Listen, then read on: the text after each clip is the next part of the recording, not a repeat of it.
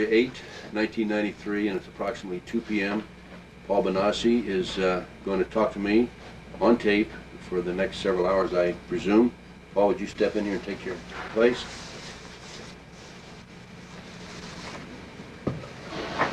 Paul, you're doing this on a voluntary basis. Yeah. Okay. And no threats or promises were made to you? No. To get to have you talk and to discuss this matter with me? No. Before we begin, tell me when you were born. August 3rd, 1967. Your number? 509. And explain to me what multiple personality is. Because you've been a multiple one yourself. Yeah, multiple personality disorder is a disorder that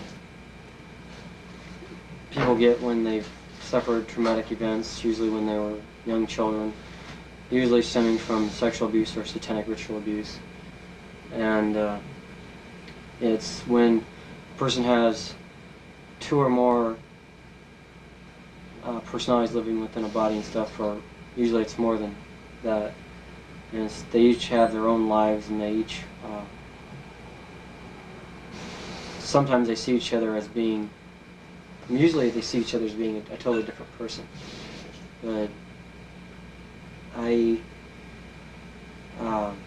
some of them know that they're multiples or that there's other personalities within the same body, but the majority of the personalities do not, and the main personality usually has no awareness of the other personalities at all. Usually he's totally unaware of everything.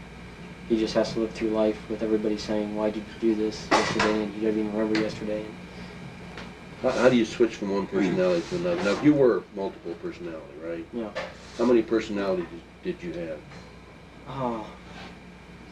Altogether there were about 120, 121 or so. Did each personality have a name? Every personality has a name. Some personalities didn't have names, but they weren't personalities that were very active. Some of them held just a very few minutes of time altogether, and it was just to hold a certain event or a certain traumatic episode in life. And why do people develop these? You said because of traumatic experience, but why would a traumatic experience cause you to develop another personality? I haven't figured that out myself, but I think it has something to do with the fact that the main personality is unable to cope with it. It's so traumatic that you have to create a system so that the main personality can go on living without having all the problems, because normal people who get abused and stuff that don't create multiples and stuff usually have a lot of emotional problems, have a lot of physical problems and stuff, whereas a multiple usually, the main personality can usually go through life pretty simply, and nobody really notices it until the person starts getting older or switching behavior is so evident that there's not just one person there, that it's like you're dealing with several different people because they just change. Does a person who's multiple remain multiple all their lives? No. The multiple can become integrated. A lot of multiples, I think, go for co-consciousness, which is more like living with the other personalities, but everybody aware of what's going on all the time.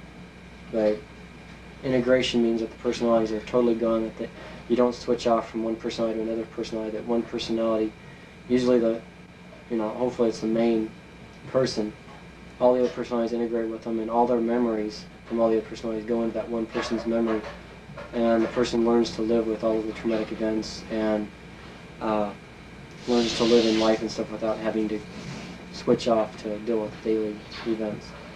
Are you multiple personality today? Well, they say that I'll be a multiple all my life and have the ability to be a multiple and stuff, but I have no other personality, so no, I'm not.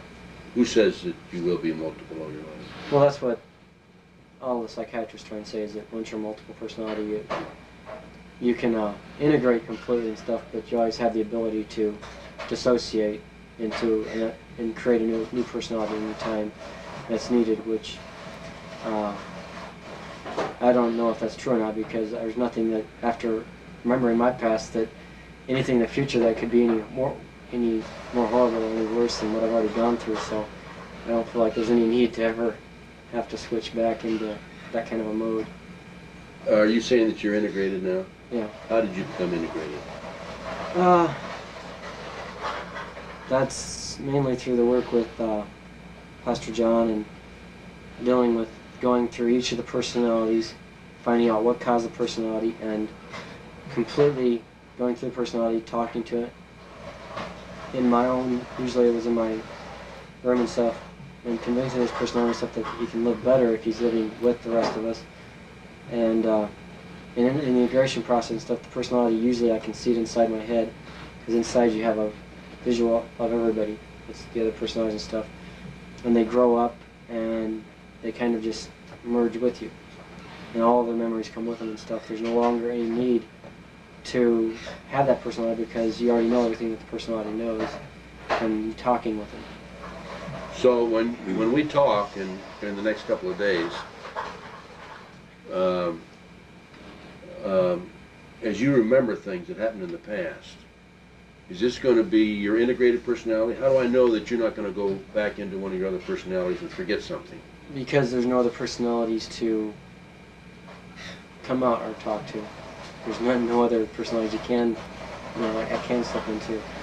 And if I forget something, it's mainly because I just don't remember it at the time or something. Sometimes somebody will say something and I'll remember it later.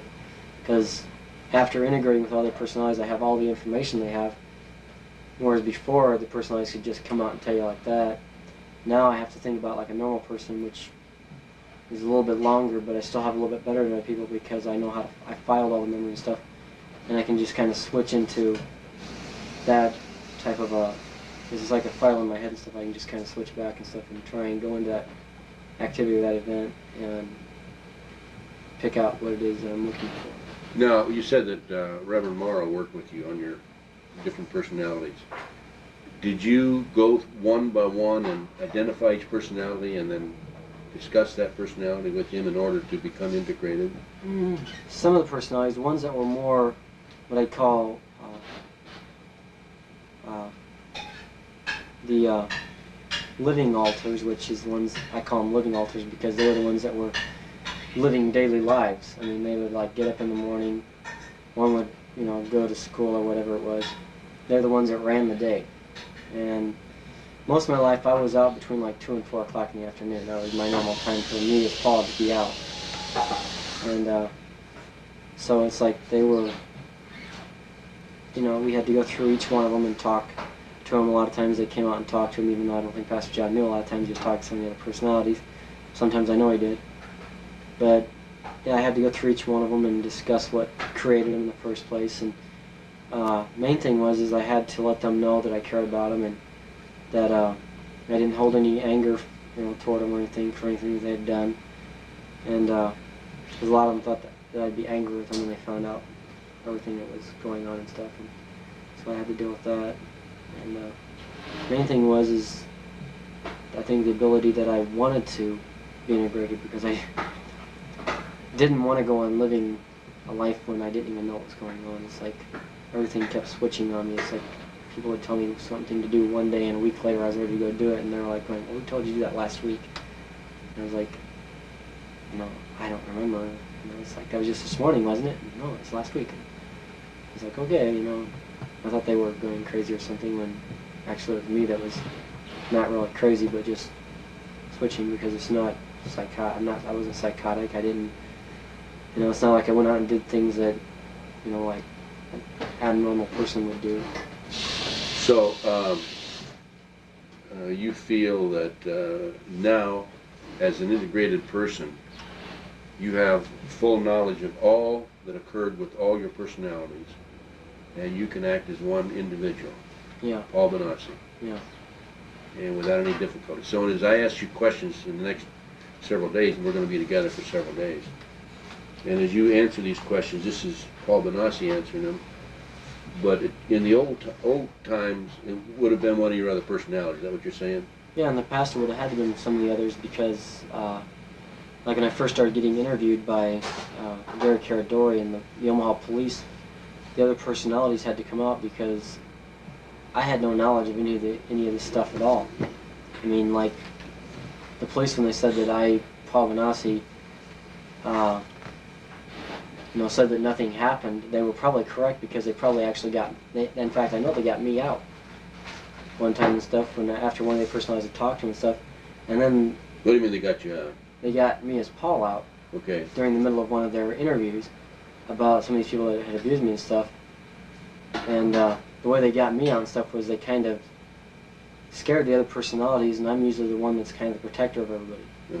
Because even though I didn't know at the time that these were other personalities, I thought these were their other friends and stuff that I was protecting and stuff.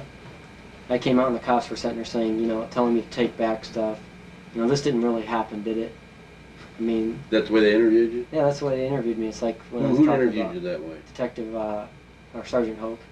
Detective Hoke. With what department? OPD, Omaha Public. Have you ever been interviewed by the FBI? No. Never? I've never met anybody from the FBI. Never met them, or you never interviewed by them? I never met them. Never even seen an FBI agent. Okay. Okay, go ahead. Finish explaining. But, it's like with, when they got me to recant or take stuff back and with the police and stuff, all they'd have to do is apply a little pressure and stuff, which they knew I was an MPD at the time they were interviewing me. And the first thing they should have known, that with an MPD you do not apply pressure, because that just causes another personality to come out that, well, basically, you pressure all the personalities enough, and you'll finally get a personality that will admit that they either lied or either a personality that doesn't know anything about it and will say, yeah, So basically they were, with a multiple, they were in good hands, because it's like, all you have to do is apply a little pressure, and you got a perfect recanter, because he's, already the traumatic events and painful events, or even anything that even begins to be abusive, the other personalities just flee, they run. If they can't handle it, they run. And so that's why they... Did anybody else work with you besides Reverend Morrow? In your integrating your personalities? No. Sounds to me like you did a great job. Well, he did, and God did a lot of the work. I mean, because I had to go back to my cell. Most of the integration happened when I was on my own and stuff, and I'd go through them and talk to personalities, and they'd be ready to integrate, and they'd integrate, and it was fine. And so you, through your own strength and your own faith? Well, it wasn't my faith. It was faith that God gave me, because my own strength, I'd have quit. He gave me a strength that I made it with. I'm going to show you some pictures right now, and I don't have any group pictures to show with you, but this is a picture of a man and a child, and I'll hold these up one at a time to the camera. Right there. There's that one, and this one. And I want you to tell me if you recognize that person, that man.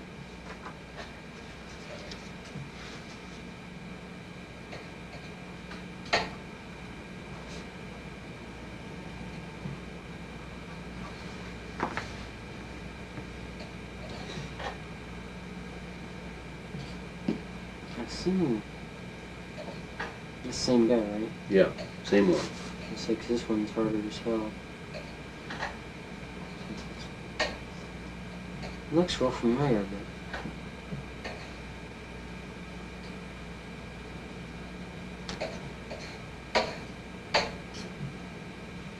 Think about it in your travels, where you might have run into him.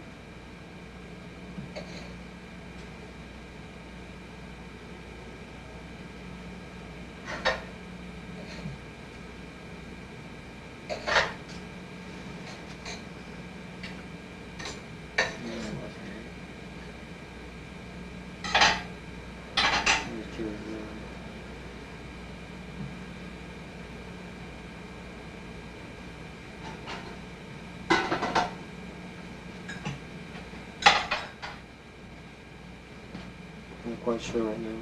But do you think you've seen him before? Yeah. Of course, he reminded me again of Jerry Lowe, that's from California, but I didn't remember this guy from. And I was trying to remember what Jerry Lowe was similar to that, but not quite that big. Mm-hmm. He never was. And I don't think Jerry Lowe would be around any women or anything like that. Who's Jerry Lowe? He's a...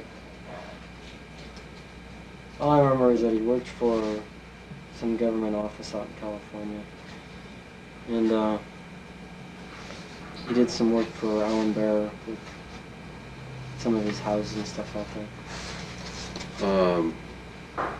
Was he a government agent? No, he was, I don't remember what he did. He used to be like a runner. He used to run information back and forth. I'm going to show you some artist conceptions, and I want you to tell me if you've seen these people. I'll hold these up for the camera. That's one. And here's another one. Now I'm going to cover the writing on these. I just want you to look at the pictures. I mean the conceptions only, okay? And so you won't have any. I don't want to prejudice your mind in any way whatsoever. And this is what. Let me put another piece of paper out there. This is what Mr. Bonacci will be looking at right here only on this piece of paper. That's the picture paper. And then this is the only thing he'll be looking at on this one.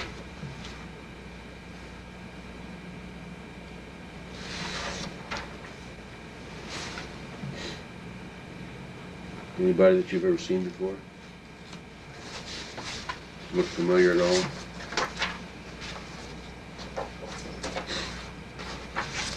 Seen a lot of people look like that, but nothing that I can really. Nothing you can recognize? No. Okay. Now let's look. We're going to do something here. You through with those? Yeah. Okay. Now let's look at something else here.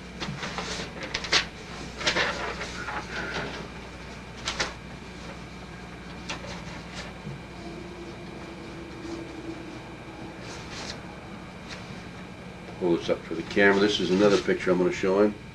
This is all that he'll see. You won't see any writing there.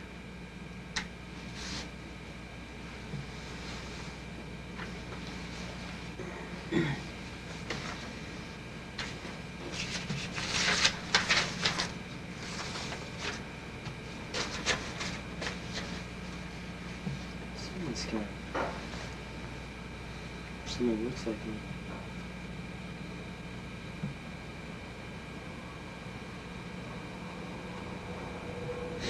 Take your time.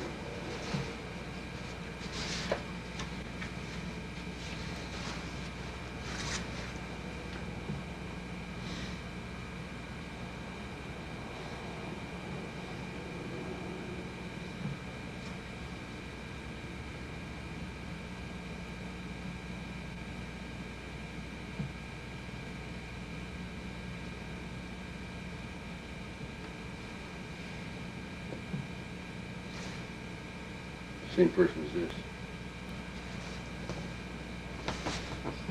He doesn't have a beard and mustache. Hmm? He doesn't have a beard and mustache. Seen him out on the West Coast. For the benefit of people who are watching this video, this picture that I just showed you, the last picture, is the same person as the individual in these two pictures. The man in these two pictures.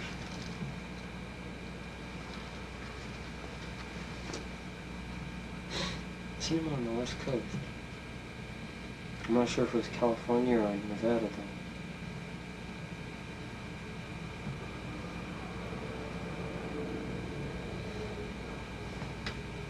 I know it was out during a couple of trips that we took out there. Out there? To Nevada and California. Okay, do you want to think about that? Instead of us continuing? Yeah.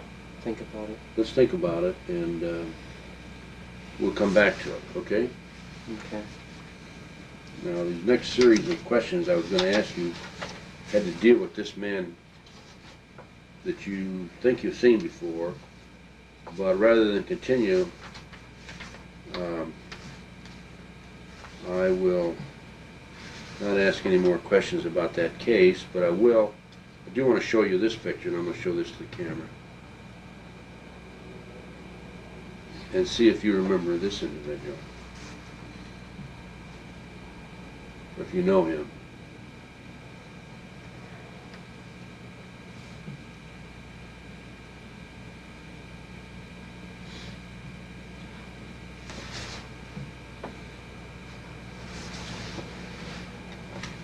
You don't know him? Nothing. Okay.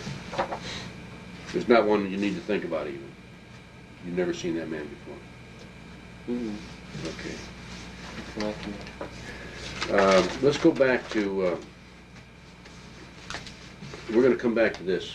I'm going to give you time to think about it and come back to it. Okay, later on. If we don't do it today, we'll do it tomorrow or the next day. But think about that in the meantime. If you want to look at his picture between now and then some more, I'll let you just take these two pictures and just take them. I don't want to give you the other because it has writing on it, and I don't want to make it appear that I'm giving you information, leading information. Yeah. The newspaper article. Take that and think about it. Going back to multiple personality, I've been told that there's trigger words that can be used on MPDs. Can you tell me about that?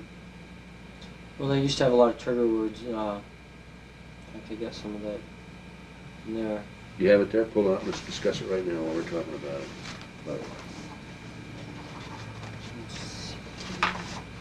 Alright, file. No, that's not it. I know that's not it. It's at the bottom. It always is, isn't it? Not quite at the bottom. Listen now. Okay, that's not it. Don't read it, so. But this is a list on the class A, B, C, D, E, and F alters. What is that now? It's something I made on myself about the different personalities. It explains what class they were in. These are like the ones I was talking about that were living personalities or class A alters. And like there's different groups, personality stuff, and there's certain ways to get to each group. And yeah, I think I got the one. But like in order to get certain personalities, you'd have to say a code. That's usually in order to get a certain personality. Do these people? We're talking about these people. Who are we talking about? Somebody that would say trigger you.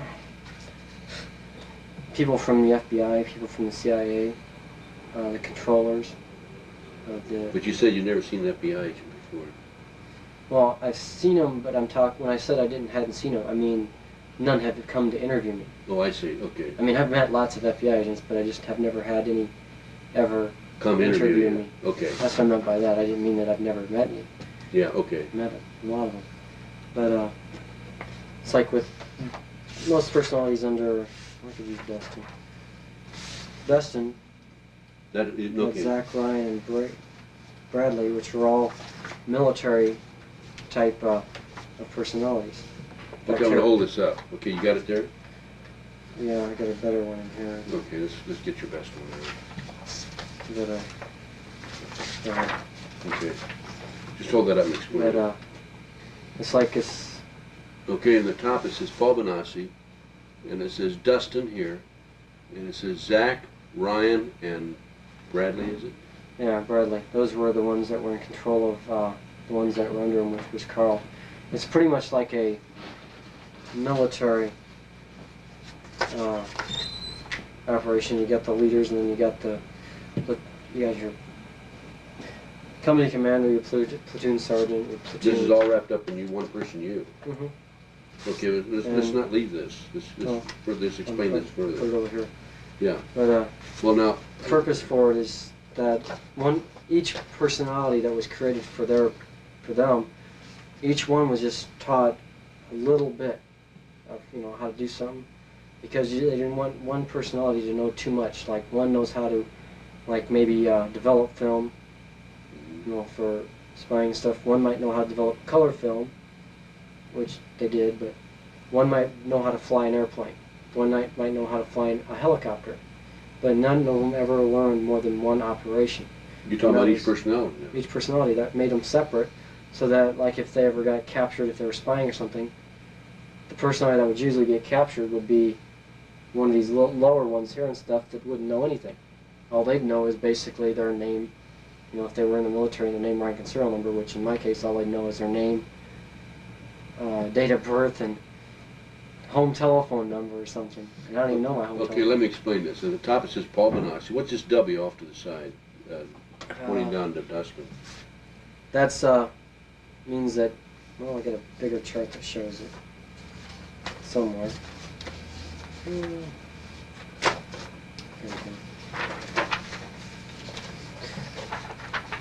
Let's see. Dustin, this chart was right over here somewhere. Has to be over here somewhere. It's usually shared with another personality. You have to go through, like to get to Dustin, which Dustin is right here. In order to get to Dustin's group, you have to go through me. You have to go through this group here and this group here. It's like you have to go through all the personalities just to get to his group. His group is so far down. It's so far Okay, so this is the big chart here, right? Yeah. It's got. This is the big Doesn't chart. have all personalities, but it has. This has got all your personalities on it? No, it just has the main. The main personalities. All the circles mean that there's groups inside of each one of them. Once you get up on the other side of the camera, and take us through this chart while I'm holding it up for the camera. Okay. First of all, go look at the camera and see if I'm getting the whole page. Yeah, I could always take it off and bring it up there. Okay. What do you got there? I mean, no. I got a. You got the whole page? Yeah, I got the whole page. Let me zoom in real quick. 2 pages? Yeah, I got both pages. Okay, come on up here and explain it now. I'll hold it. Hang on, let me get this. I can see Paul Bonacci. Okay. Okay, now I can come up here and explain it. Okay, why don't you stand over here? It's be easier, I think. You can Okay. You see it easier. This is We'll go through step by step. Starting with Paul Bonacci here, and why is Paul Bonacci on this page, and why is he on this page? well, these are actually 2 charts I made. Each one of them represents. This guy's Christian Bonacci over here. He's one of the main controllers. He's also over here. He's in control of 33 personalities. Zacharias Knight's in control of 21 lower personalities. Mark's in control of 21. And it took Christian and Zach, and they came together and they agreed and they made Christian. They made another personality that the 2 of them had to agree on to let him out. Whereas before, like Christian, anyone that was under him, he could agree on himself to let any one of them out. But on these ones, they were like trying to create, both of them had to do it, and then on Mark Anderson and Zach created Dane, so both of them had to agree when they let him out and to let his personalities out. No, I've heard Kristen has 8 and Dane has 7 personalities under him. Yeah, under them. And it's like under Todd here. Todd was he was split from a different thing. He came off the main core line from me, just like Christian actually did. Mm-hmm. And I put them down lower since these 3 are together. But Todd has 10 personalities under him, and Micah has 18 under him. But over here, when we get to this group, What's I was W? separated. The W means that you have to go through one of these. Oh, you have to go through one of these personalities to get to Yeah, W? I gotta. Let's see. I think I got one here. But maybe I don't have one in here, but oh well. Thought I had a chart that said what the W stood for because it's kind of hard to remember everything. And I know what it means. That's why it's got the block there. Mm-hmm. That means I can't go. Oh, that's Wesley. He's the only way that you can get to these guys. Okay. Wesley is a personality that I never knew about until just before I got out of prison. He would be the one that would decipher information. When people would go to get information to me and stuff, if it was something he didn't want me to have, he would block them. He'd get in front of them. It's like when I was in my building, I had a building inside my head, which I seen. I could walk through the halls and stuff. And there was an office, I never knew what was in there. It was Wesley's office, before my door.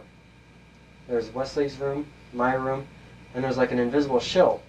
Whenever one of the personalities was trying to give me information that he didn't want him to have, he was like the all-seeing eye. He was like, oh, he knew everything that was going on with every personality. And he'd stop them right before they could leave. They couldn't get to my place because he'd have that invisible filled up and they'd run into it. When you're in prison? And they'd have to go in there. Well, no, it was any time Okay. in the past. But when I was trying to get information inside there, he was the one that blocked everything or twisted stuff up. They'd have to go in there and check it with him. Then they'd have to come out and go to me and stuff. And sometimes he'd take the information and he'd twist it all around. And the personality would try and tell me stuff and there'd be a block. He was like a wall that blocked stuff. And there was no way to go to these personalities without going through him directly. That's why it's brought the broken mind. It means indirectly I had to go through him even though I didn't know it. But I could go to these ones down here without that because I could go straight to them. These guys I could go straight to. These ones were a little bit more difficult because I had to go through these and him. But I could go directly to them if I needed to. These ones down here I had to go through him first. Okay, this is Dustin And, here. Dustin was like in control of the military, all of the military personalities. He was in control of all of them. And these are all military personalities down All here? these ones over in here. These ones over here dealt with Satanism and... Okay, let's stay on the military and then come across. We got Alex, Zach, Sean, Ryan, Brent, Bradley, and Carl. Yeah. Carl's has 21, Bradley got 6. These others just ones- have circles. They don't have any. They have personalities under them, but those are all on their list that I have. They're on another list, huh?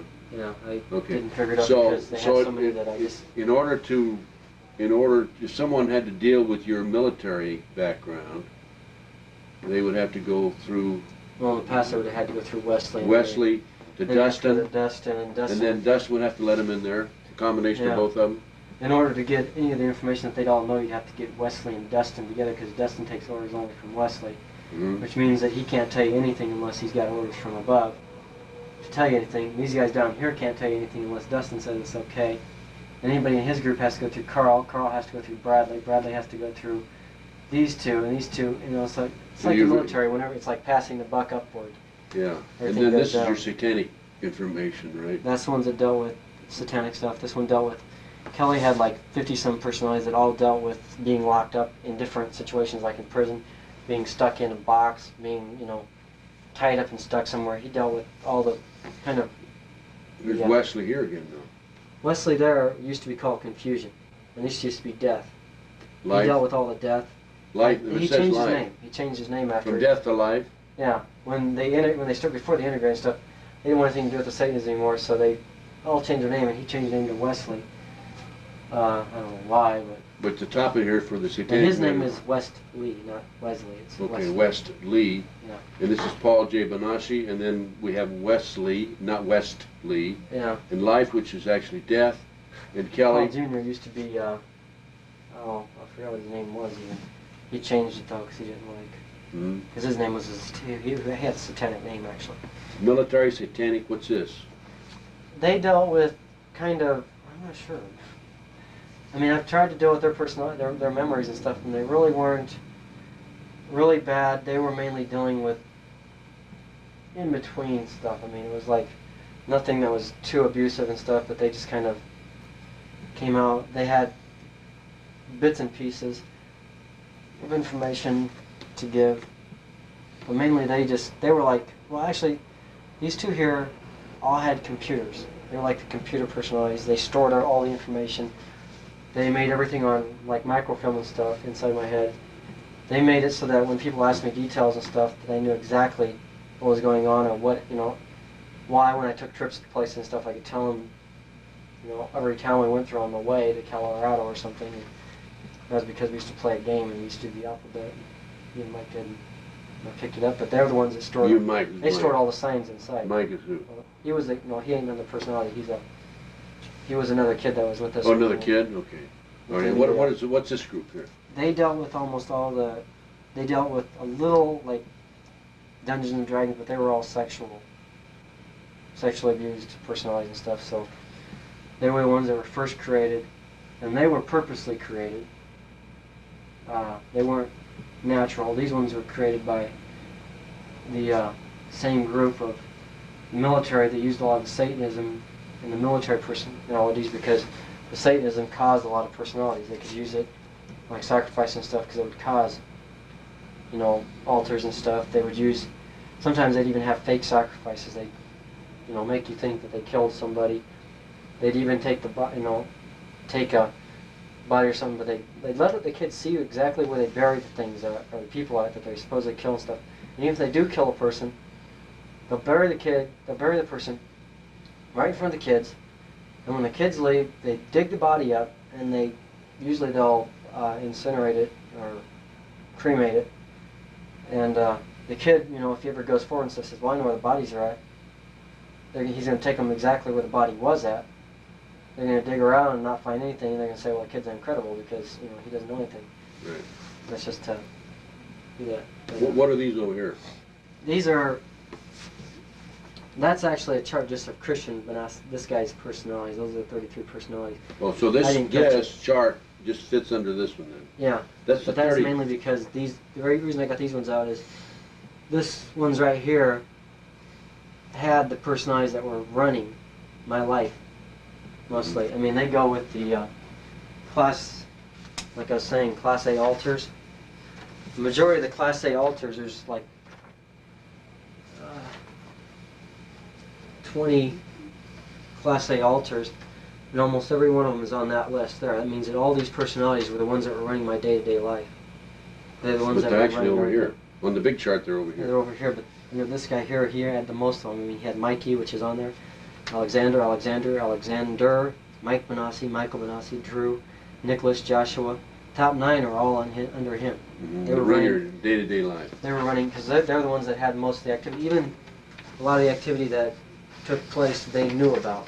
So this chart here is the master chart. Yeah, that's the master chart. That's the master chart. Okay. And I can see. Now let's go. And you show me Christopher's, which is 33 personnel. Christian. You get that one out. Let's run by that one again. Okay, that's right here. That's right there. Okay.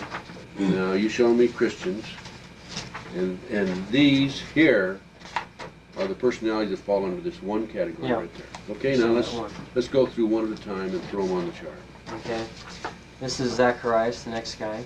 Which is right here. Right here in the middle. Okay. And he had, it says 21 personalities on there. He has 21 personalities. Are there 21 names on here? Yeah. There's 21 names on there. Okay. So this is off the master chart is right there. Okay. Continue. And then, yeah, Mark Anderson. It was created because of Harold Anderson. Okay. Where's Mark Anderson? He's right here. Mark Anderson's right here, and this falls under that category. Now, you said something just now that's kind of interesting. Yeah, he was created because of Harold Anderson. His last name came because of Harold Anderson. He was created before he got abused by Harold Anderson, but he never had a last name, so he picked up the name Anderson because, I don't know why, but mainly because he was the main one that dealt with Harold Anderson. Okay. Tell me about your relationship with Harold Anderson. Well, I was involved with him about 6 times, or not 6 times, about 10 times sexually, and he was kind of sadistic, like to tie people up and burn them with cigarettes and stuff like that. Did he tie you up and burn you with cigarettes? Yeah, me and some other kids. How old were you at the time? I started in about 78. I think it was close to 78. It was 78. And so I'd been about 11. Okay, let's continue with some of these other characters. Okay, and then we got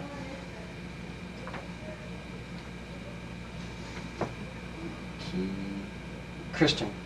This guy down here. K-R-I-S. I had to go through these two. Zach and Christian. Okay, here's Christian right there. Yeah. And he's got 8 personalities under him. And most of his were all still little kids. Oh, right when here. I got This arrested. is right here. It was one of the personalities in his group that was partially responsible for me going to prison for what happened in 1985. Why was that? Well, one of the personalities that was I see. out was like 6 years old, and it was with a cousin of mine that was talking about some stuff, and touched him, and then one of the other personalities came out. Christian came out and went punch telephone pole and stuff because he knew that was wrong and stuff. And that's now 17, and they said it happened in 87, so they could charge him with it.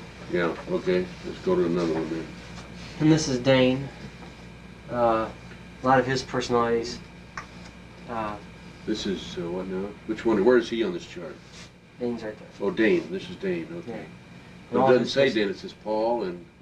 Zacharias and Mark are the ones created. Oh, here's Dane right there. Okay. Yeah, that means that's how you get through them. You have to go through them. These two, I had to go through these two and To get to Dane, and there's Dane down here with 7 personalities. Yeah, most of his had named Daniels or Knight.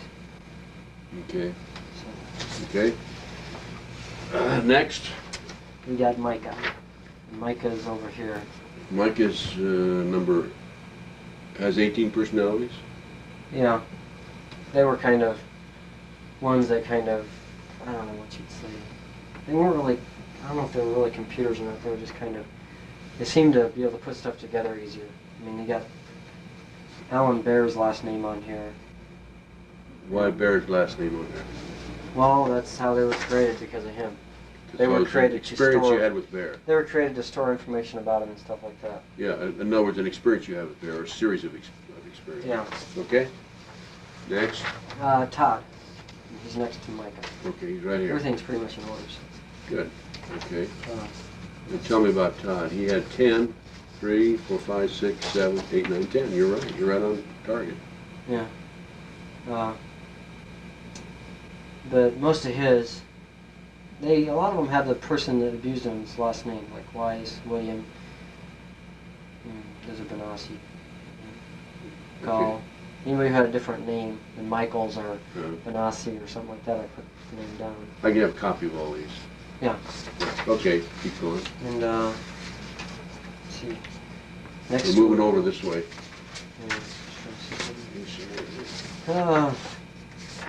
Suppose Dustin's out. I got him on board. Dustin, Shayonta. Okay, this is getting into Paul Jr.'s personalities. He has 36 personalities. Okay, where are we? And Paul Jr. is. Yeah, Paul Jr. is right here on the chart, and that had to do with your satanic activity. Yeah, you notice 6 groups of 6. Each group has exactly 6 in it. Okay, would you explain that? There's 6 groups with 6 people in it. Okay. Each group is a different age. All these ones are under like baby personalities. They were created during the times that either infants were sacrificed or was like an Alec. Alec was created because there was a kid that was sacrificed who was named Alec, and they prayed the spirit into me, and it became. They what?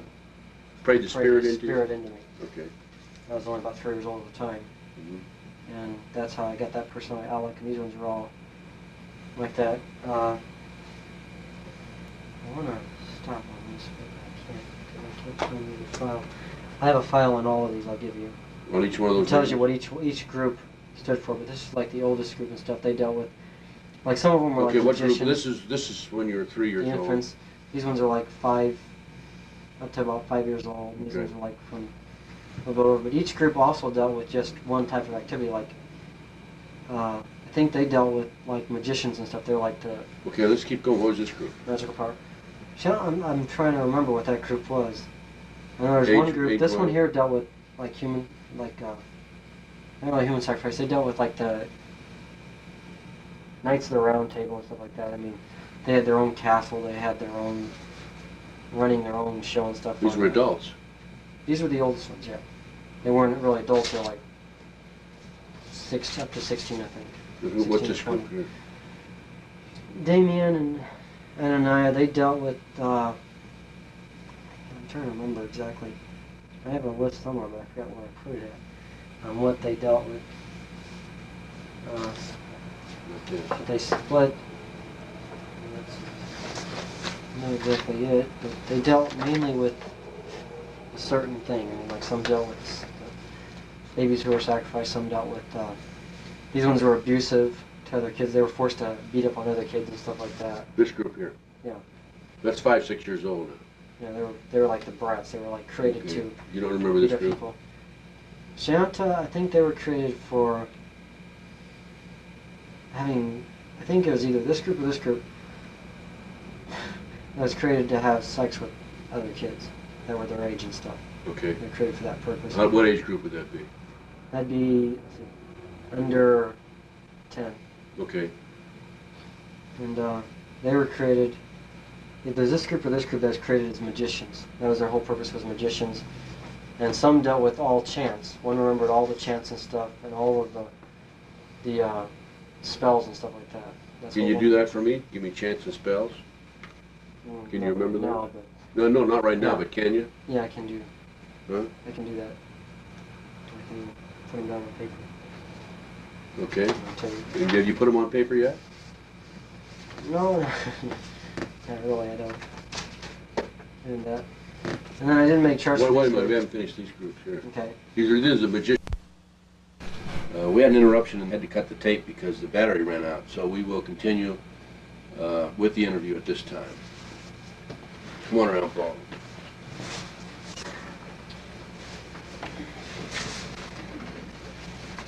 We were Well, I was actually standing we up. were here before, I believe, huh? Yeah, I was standing up. You were standing up, right?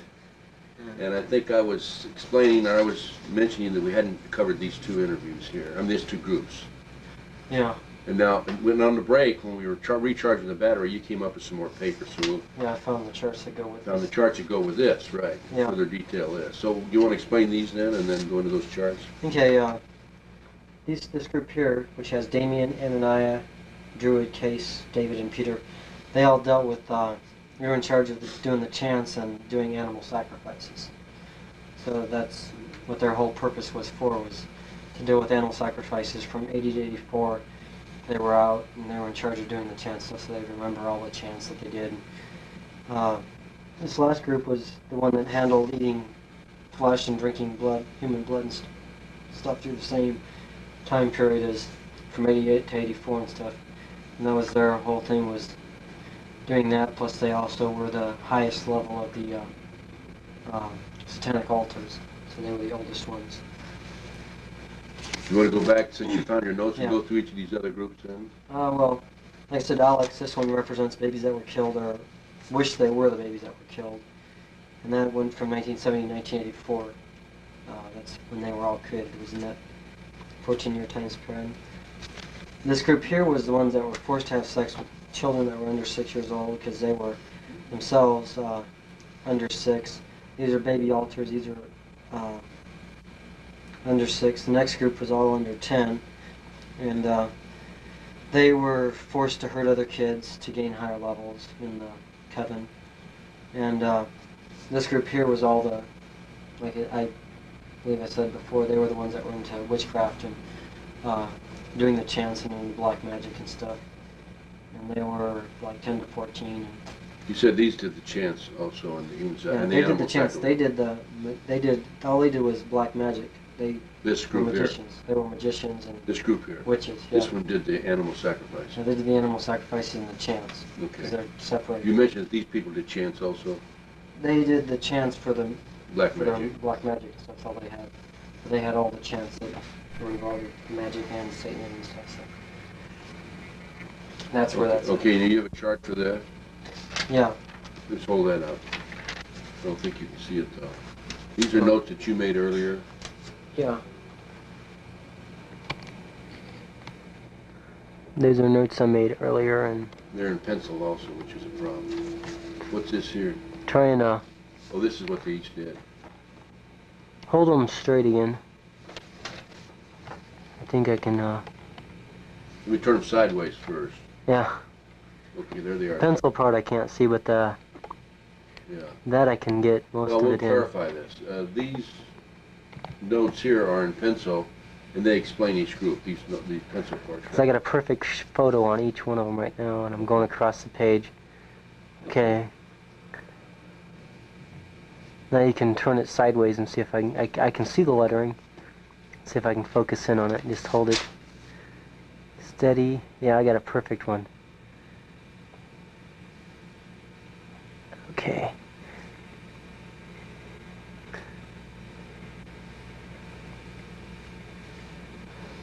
I'm so glad this thing has autofocus on it.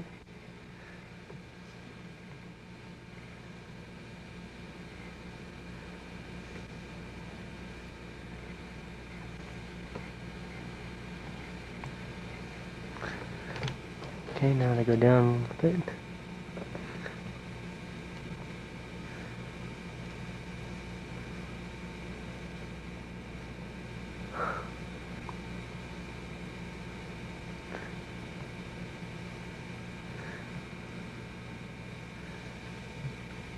Okay. Okay? Move the paper so I can see. Sideways? Well, all together so I can see the chair so I can focus it on the chair again. You want me to Yeah, remove just pull it down. Okay. That way I can, Okay. 'Cause we still have to go back to these other charts. But this can look real fun on the tape part of this How's thing. that? Huh? How's that? All the movement. But it'll look okay. Okay. Okay, now I'm back. Okay, now you're back. We've got this I one don't have a covered. camera. Now we need to go to, Now you can go to one of Dustin's, which is down. yeah, here's Dustin. Dustin? Dustin's here on the Dustin- master chart, and here he is. This goes right in there.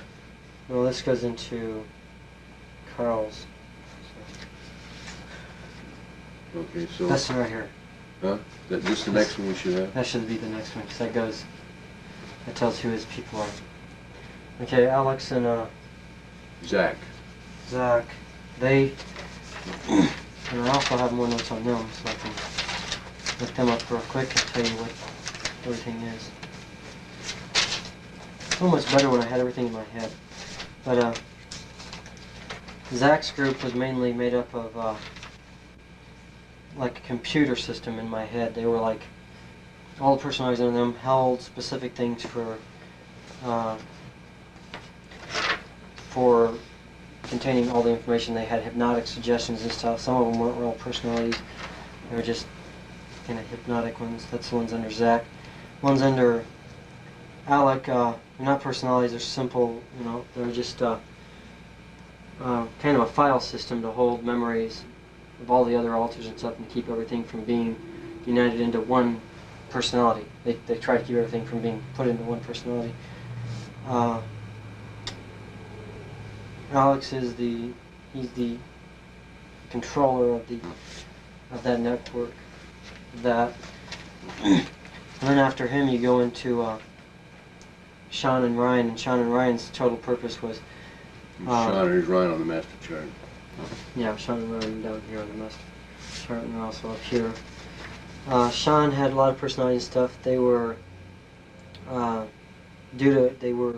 lot of them were hypnotic suggestions. They had really no memories and stuff. They just gave names to. I gave them names to simplify them and stuff. A lot of them they held like learning how to drive a tank, or. Well, did you actually know how to drive a tank? Mm-hmm. Who taught you that? That was part of the military training with Monarch. Okay. So. We'll go into that later. Yeah, and then we got Ryan, and he had abilities too, and they were mostly intelligent and sabotage and learning how to spy on other people and other places, and that was their whole purpose for being created. And then the lost personality, as I call him, is Kelly. But Kelly's not on here. Well, Kelly's down here. Oh, he's over here. Okay. You're going back to the satanic. Yeah, I got the chart in the wrong place. I thought it was the lost guy that I lost a long time ago. I looked at the wrong name when I was trying to read it. That happens every once in a while. On this one here, I should explain. Paul Jr.'s name used to be Demaya. He changed it. He didn't like it because it was a satanic name, and he wanted nothing more to do with that stuff. So. I'm getting all the. Then we got Bradley, who's down here. What, did you have any more on Kelly? On Kelly, his personalities were just ones that were locked up all the time. Oh, they're locked up behind doors and closets. Locked up, and... closets, prisons, stuff Okay, like that. okay. So when you were in prison, did you have Kelly's personality, or were you integrated then? I had him when I first went in and stuff, so it's like he dealt with a lot of the beginning stuff. So. Okay. And then we got Bradley's group here. They were all had set purposes and stuff. They had been had military training and stuff like that. And some of their names were like Sylvester, Roger, Scorpio, Magi, Dennis, and Robert. And they're... You had 6 personalities there. Yeah, they were forced to do things with other men for the military to kind of blackmail politicians and stuff to get the military whatever they wanted. And then we got Carl, who's not the last one. Brandt's the last one, but... Carl's here and Carl's here. Yeah. Carl, there, well, same one as up here, but his group, and it's very specific on everybody that was in his group and stuff. He had 21 people, 3 groups of 7. He had Simon, who was like a computer sergeant at the clerk. He was like the one that ran that. And he had Logan, who was an electrician tech, Donald, who was a computer tech, Perry, who was a secretary, Wesley, who was a secretary, Edward, who was a computer specialist, and William, who was a computer specialist also. And they mainly ran, you know, when we had to deal with like computers either inside my head or outside, they're the ones that ran them, and even fixed my sister's computer when I first got out because she had some problem with it. They just went in and straightened it out. It was just on punching stuff in right. And she's been through school for that, and she still didn't know how, and her instructor didn't know how, and I just went in 5 minutes and I had it completely fixed. Impressive. And then we have Jeff, who is the secretary chief. He's like, or security chief, not secretary chief, security. He was in charge of security inside. He's the one that kept us all safe. He was like the very violent one. This is the 21 personalities, yeah. Yeah, and he had Jackie, who was the security guy. Go over, sit down, and go over those notes in front of the camera. Okay, good. We're still talking about Carl, right? I want to sit down, take a drink. Get in the middle of the table, pull a chair in. These are Carl's personalities. Yeah. Jackie was one of them under him. He was like in charge of security. He's the one that kept everything tight-lipped on these, so they wouldn't say nothing. Shane was a weapons sergeant. He knew all about weapons and stuff. He was the one in charge of putting them out. Dan, he's the one I used to call Ninja all the time. He's the martial arts instructor for all the other personalities. He taught all the other ones how to fight, which wasn't hard when I knew how to. You know, I was the highest degree one. And then you got Brian, who was in security, and then you got Douglas and John, who were weapons specialists. They fixed them and tore them apart and tell you about an M60 machine gun and all that other stuff. Then down below you got Shanna, who was in charge of demolition. You got Fox, who was an engineer, Sloan, who was a demolition expert, Henry, who was an information and demolition, Tom, who was a pilot, Greg, who was an information sergeant, and Nick, who was an explosives expert. So that's what their total purpose was. It's like all he knows about it was in the past when I was an in-grade to have gotten him out. One thing he told you about is, you know, how to make things blow up. You know, how much dynamite you'd need to blow up a bridge or a building, or... You learned this all in the military. Yeah. How to light up your Christmas tree. Did we cover Bradley's 6 personalities? Bradley... Yeah. Bradley here. Yeah, we did him just before. And how about Brent? Brent, he was actually not a personality for abilities. He was a personality for disabilities, mostly. He was the one that caused blindness for me. I mean, in the physical body, he would cause these things to happen. It's like while my vision would go out on me sometimes, he'd block things out so I couldn't see memories of things. He'd actually take pictures that people would show me and show me somebody else. Like he'd show me a picture of somebody, and he'd show me a picture of the Pope. That's what I'd see. And you're showing me a picture of Ronald Reagan, he'd show me a picture of the Pope, just to confuse me. He had deafness, numbness. He gave me temperature, he gave me weakness in the arms, chest pain, seizures, headaches, weakness in the legs, weakness all over, cramps in the legs, stomach cramps, speech slurred, and touch disability, because I used to have no feeling in my fingers. He's the one that caused that. Because every time he ever got in trouble, they used to smack his hands, or cut his hands, which I got cuts in my fingers, so he decided he didn't want no feeling in his fingers, so he just did that. Okay. Okay, how about this last chart here? This is this Dustin. Can we go through Dustin already? Dustin was the one that just had the, I think that's somebody else's chart, isn't it? Carl's chart. It's Carl's chart? Yeah. Oh, Carl. Listen, Okay, yeah, through Carl. I went through Carl. Okay, you already went through Carl. Mm-hmm. Okay. This is Carl here, and this is Carl. So glad to get all this organized. Okay, that's the master chart. What about this? Can we go through this? Bradley? Yeah. We went through this earlier. Yeah, we just went through it a minute ago. So I got all I'm going to that. throw this up on the camera, because I don't think we have it on the camera. Do we have this on the camera? No, I don't I think don't so. think we did either, yeah. Here's Bradley. We went through Bradley. This is Paul, Dustin, Alex, Zach, Sean, Ryan, and then Bradley. And then Bradley breaks down into Carl and Brent. Well, wait a minute. Bradley here breaks down into Sylvester, Roger, and oh, that's your 6 personalities. Okay, I got it. Here's the I'm Bradley getting 6. Hold the master chart up real quick, because I got a perfect...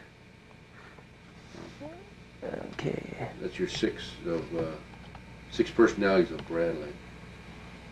Did you explain them? On Bradley? Yeah. Yeah.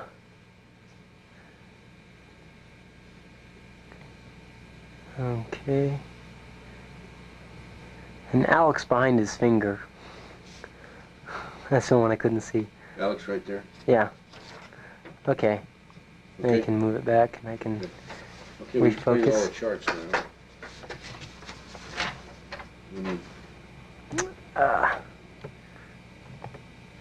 This isn't like the America's Most Wanted crew that came in. They had their own cameraman. But this is going pretty good. I think it's going very well. I just gotta get the chair centered. Now it says here you had a total of 199 altars minus only Wesley. This is in a document that you wrote up, right? Yeah. You want to explain that? Oh. Altogether there were 199 altars minus only Wesley. Not counting myself, for the most part only about 30 contained a lot of memories. And only 20 were memories of abusive, outside of abusive situations. That means that there's only 20 of them that didn't go through abuse. Or times, outside of abuse situations, or times of being manipulated by others to do their bidding. The altars could be classified the following ways. First, many were caused by sexual abuse. These ones have most of the incidents fully intact. They also have a few who are very mature and who in themselves turn from the abuse. Some were stuck as children and almost none knew they were part of myself. And I do in fact have charts for each group of altars as they were classified by myself. The Class A altars, which I'm going to hold way out there so that maybe the camera can pick it up, maybe not, I don't know. You want to explain that? Yeah. Class A altars were ones that were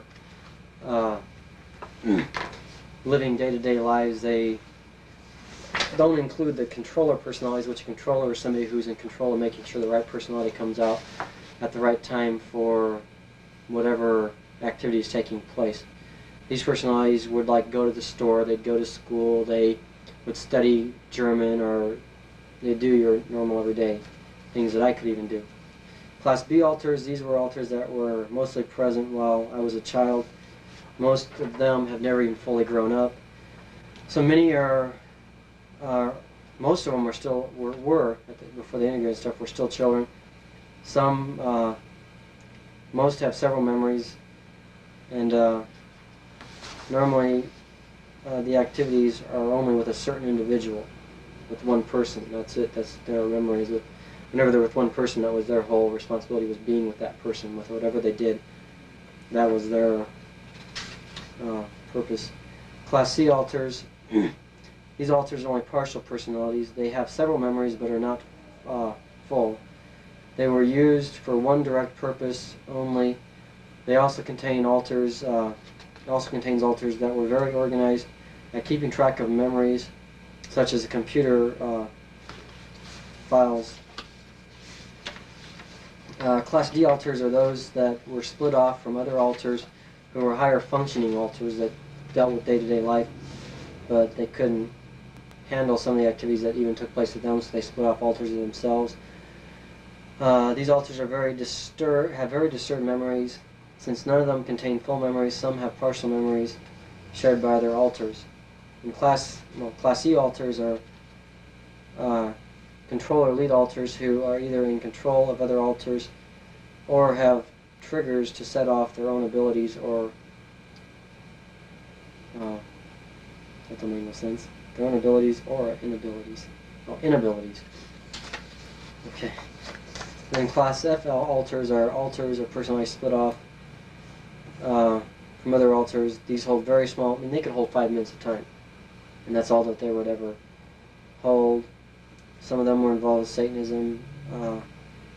Some had triggers, and their sole responsibility was as messengers inwardly to make sure that others were out at the proper time. Or they were altars who became fully internal prior to the discovery of MPD. Some of them actually got integrated before they Excuse me. Now, before we go any further, I'd like to point out that that you, Paul, have listed all your personalities by altars. Yeah. And I'd like to put these on camera. Okay, I'll... And so you won't run the camera, and I'll identify each group. Okay. This is Class A, and those are all the personalities. Those are all the personalities, right? Yeah. Let's see. Let me get this all on. Tell me when to turn the page. I'm just gonna...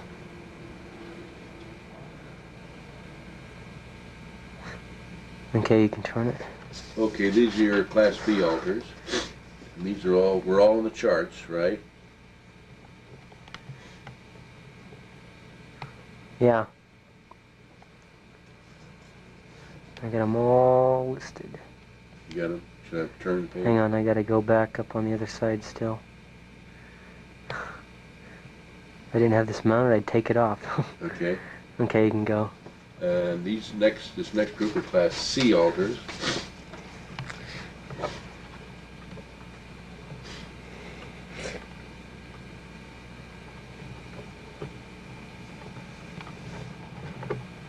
Take it off. Second. Yeah, I gotta take it off. I can do this better without it on here.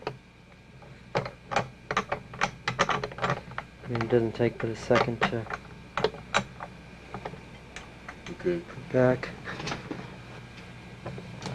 Be careful since this thing is well,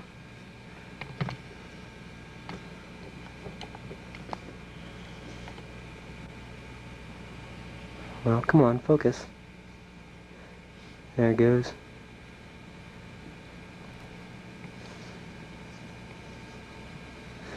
Okay, go on. And the next are Class D altars, all of whom are listed on the chart. You got some empty space here, 31 through 35. Does that mean anything? No, I just didn't put anybody's name in there because there was nobody there. You just, okay.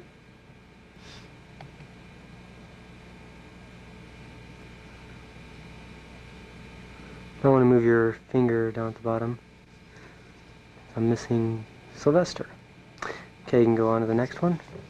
Next is Class E altars.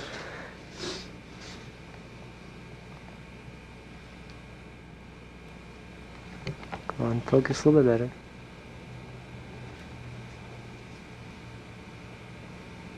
Can you read these on camera? Mm-hmm. I think maybe we ought to go through the charts that we had and do this to them, don't you? Because you couldn't read them. Yeah, we could do that. Yeah, we get through with this. Yeah. E, and this is F coming up.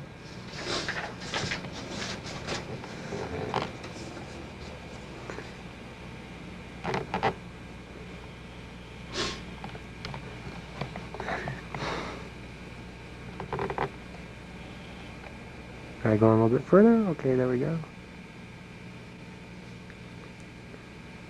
I'm not doing like they do on TV where they give you 2 seconds to look at it. It's like a flyby view of it. Okay, that should be it, I think. Now let's go through this. Hang in there. Let me go through these charts. Okay, let me get this. Oh, there's a strap. What do you know? You ready? I'm gonna get this cord over here so I can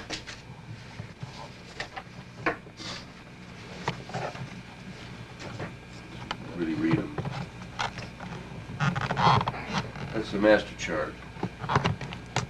Okay, let me get this.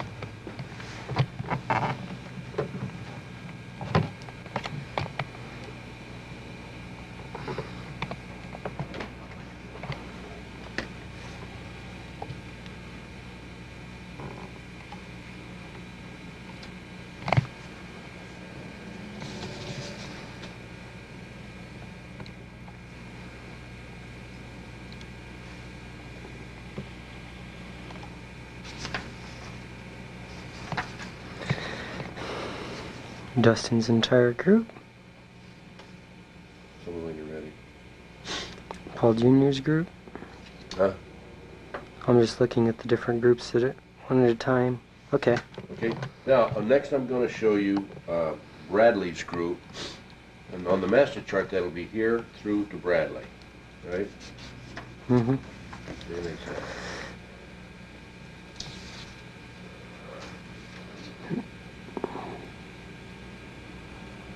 Okay, you can go on if you want. Okay, the next I'm going to show you will be Carl's group, and this is the master chart. It'll be Dustin through to Carl and his 21 personalities.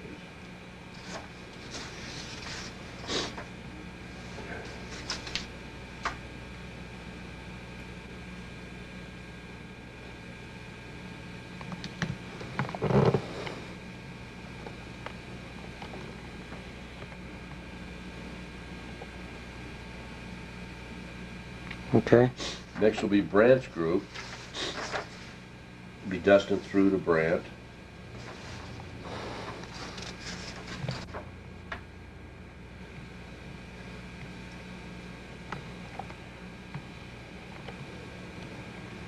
Excuse me. Okay, you can go on. Okay, the next will be Paul Jr.'s group. Let's look at the chart here. Let's see, Paul Jr. It'll be right here. This is the satanic group. Let me zoom in on that. Get it focused. Focus. That's the master. You're looking at the master now. You ready to go to the next? Hang on, I gotta get it. Huh? You ready? Okay, yeah. Okay, now, here it is with the 36 personalities.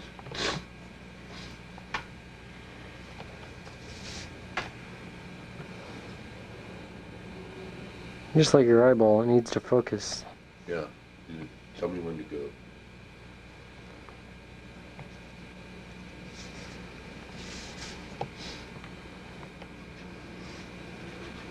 Okay, you can go. Okay, this is Todd's group. This is the master chart here. This is, we're going to go Paul through here to Todd. Put Todd in the center, there. Here's Todd. It's like, where's Todd? Focus. Here's Todd. Here's Johnny. Where's Johnny? Oops, I didn't mean to touch it. Okay, there's Todd's group. All the way down to the Henry Gall that wants to be different and not focus very good. Todd's group has 10 personalities, according to the master chart. Ready to go to the master chart now? Yep. And this is Misha? Micah. Micah. M-I-C-H-A, is it? M-I-C-H, yeah. H-E. M-I-C-H-E. No, it's H-A, yeah. Okay, Micah. 18 personalities. That's where, this is a master chart. Now we're going over here to Micah. Whoa, back up. Go back to the master. No, I'm talking about, I had to back up the camera. It's a little too close for me. I gotta go forward a little bit so I can read the names.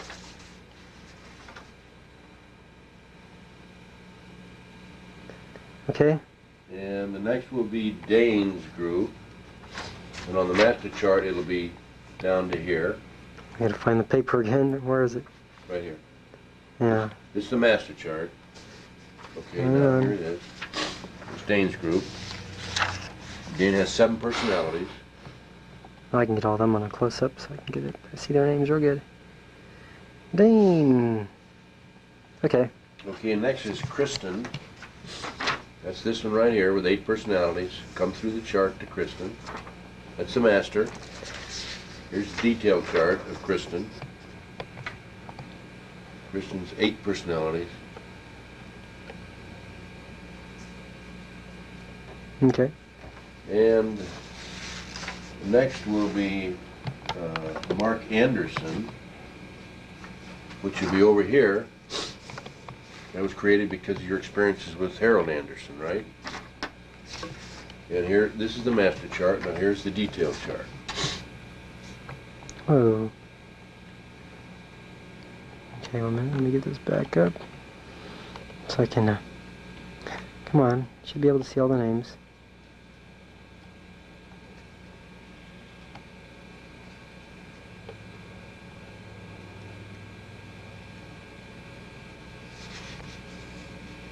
Okay. The next is Zacharias Knight. Zacharias Knight. Zacharias Knight, and that's this group here. That's 21 personalities. This is the master chart. Here's the detail chart.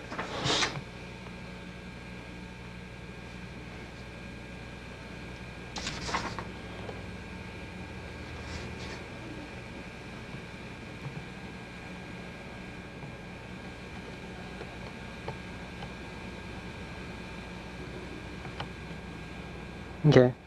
Okay, now, next and the last is Christian Bonacci. That's this right here with 33 personalities. This is a master chart. Right See, there. I gotta get it focused. Okay. And here is the detail chart. Boo, back up. Me? No, I'm talking about Talking yourself. the camera. I need to back it up a little bit because it's just a big, you know, I gotta go in and go across it. Otherwise I'll never get them all on the same shot.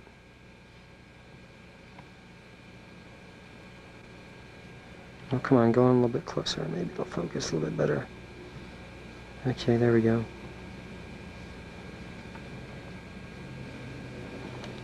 Back up. Okay. Ready? Yep, that's it. That's it. Okay, put the camera back on the tripod and we'll get on with the next step. Ah. Don't turn it off, I'll leave it on. Yeah, I'm doing that. Fortunately, I've got it. I don't want to turn it off because they might think something might be said. I'm sure I picked it up, but I can't help it. Huh? I'm blowing my nose. Oh well. You gotta blow, you gotta blow. Okay. Come on, tighten up. Doesn't spin around on me. Do we hold it? Can we hold it? Oh, I got it. You sure? It's still going. Yeah, it's just I thought it spun in and it didn't. Oh, no wonder. Forgot to put the bolt up. Want me to help you? I'll be glad to come over there if you need me. Don't be shy. Let me hold it. There, we got it. You got it? Okay. Yeah, okay.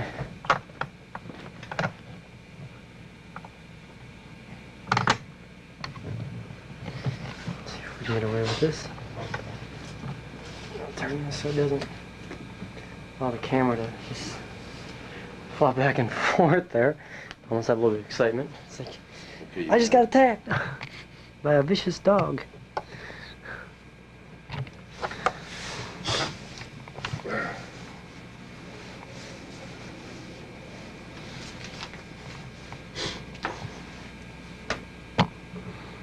Now I get it focused on the chair again, but that's easy because I know where it goes. Whoops. This one needs to come up just a hair.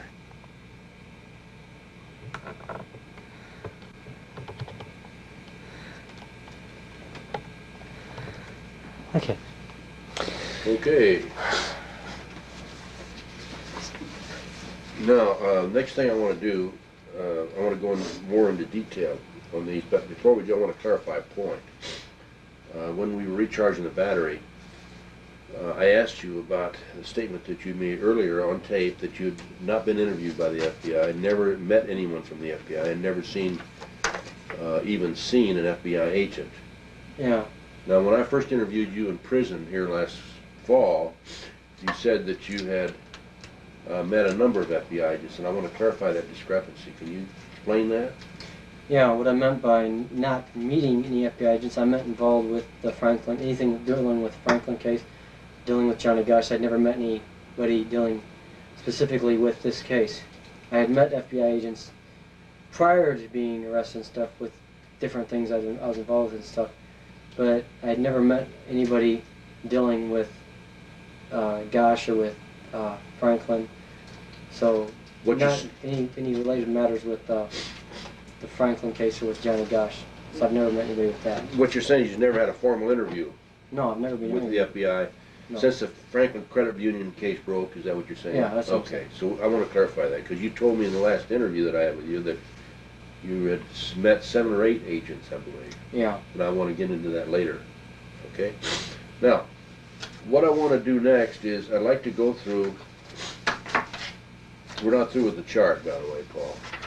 I'd like to go through the chart, starting with Mark Anderson, and explain each one of these. Why Mark Anderson? You said something earlier. Is there any further clarification of that? Because you. With Mark Anderson, it was mainly dealing with. He started when I was about. I think it was before I was 6. Harold Anderson. You're talking about. The personality started. Okay. Before I was 6 and stuff, as just Mark, and never had a last name. And years later, he was the personality that dealt mainly with Harold Anderson, and that's where he picked up the name Anderson for his last name. What is years later? About 1978, I believe. Well, how old were you then? I was about probably 11 years old. Okay, and who is Harold Anderson? He was the ex-editor of the Omaha World Herald. Publisher, I think he was. Well, yeah. He was a publisher. Yeah, he was also the editor. Was he before that? I believe. Okay, before he was published, he was an editor. Yeah, and okay. I know that happened in. I'm just double checking. 78, yeah, because I met him through a guy named Walter Carlson. And that was at some... Who's Danny Walter Carlson? Huh? Who's Carlson? Walter Carlson. Walter? Okay, who is that?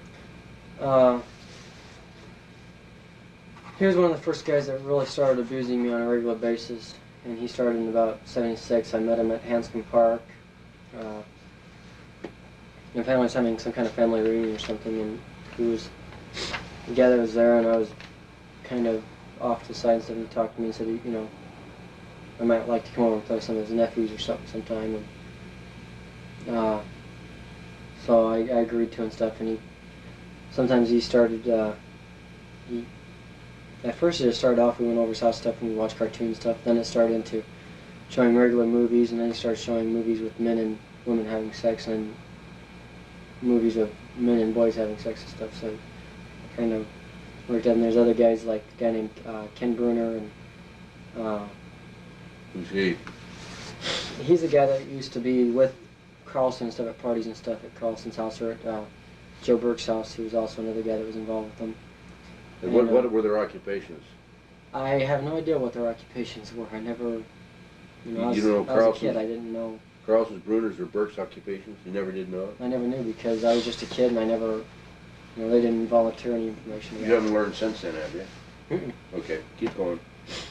But they were involved with a whole group of guys who, again, they were molesting other kids, and they did the same thing to me. And does that have to do with Mark Anderson's personality? Yeah, that had something to do with it because some personalities under. Yeah, a lot of the personalities were abused by those guys and stuff, and along with the other personalities that are in this general area. But it was through them that I met Harold Anderson at a party and stuff, and that's when I started to meet with him. That's when you got into the big time, huh? No, kind of. Because after that, I met some other people. Who else did you meet through Harold Anderson and these people? Through them, I really didn't meet too many people. I met a guy named Robert Andreessen, who was a big guy that lived out in Ralston, and used to kind of be real threatening if you told that he would hurt you or something. Who is he? Who's Andreessen professionally? Professionally, I'm not sure what he was. All I know is a big guy. I never got to know what anybody really did for a living. I never even knew what Harold Anderson did, except for one time I was told he ran a paper. That's all I knew, is that he ran a paper. I didn't even know which paper. You subsequently learned who he is, though, right? Yeah, a lot of them I learned since, and a lot of them I haven't. Okay, how about Zachary Knight? That personality, how'd that develop? Zachary Knight developed about the same time as Mark. He was one of the controllers and stuff, and he developed through sexual abuse, and he decided he couldn't handle it too much, but he was also the one that dabbled into Satanism. So. Okay, who's he? Professionally. Who? Zachary Knight. I don't even know. I mean, the last name, I've been trying to figure out where that's come from for a long time. Okay, who else did he introduce you to?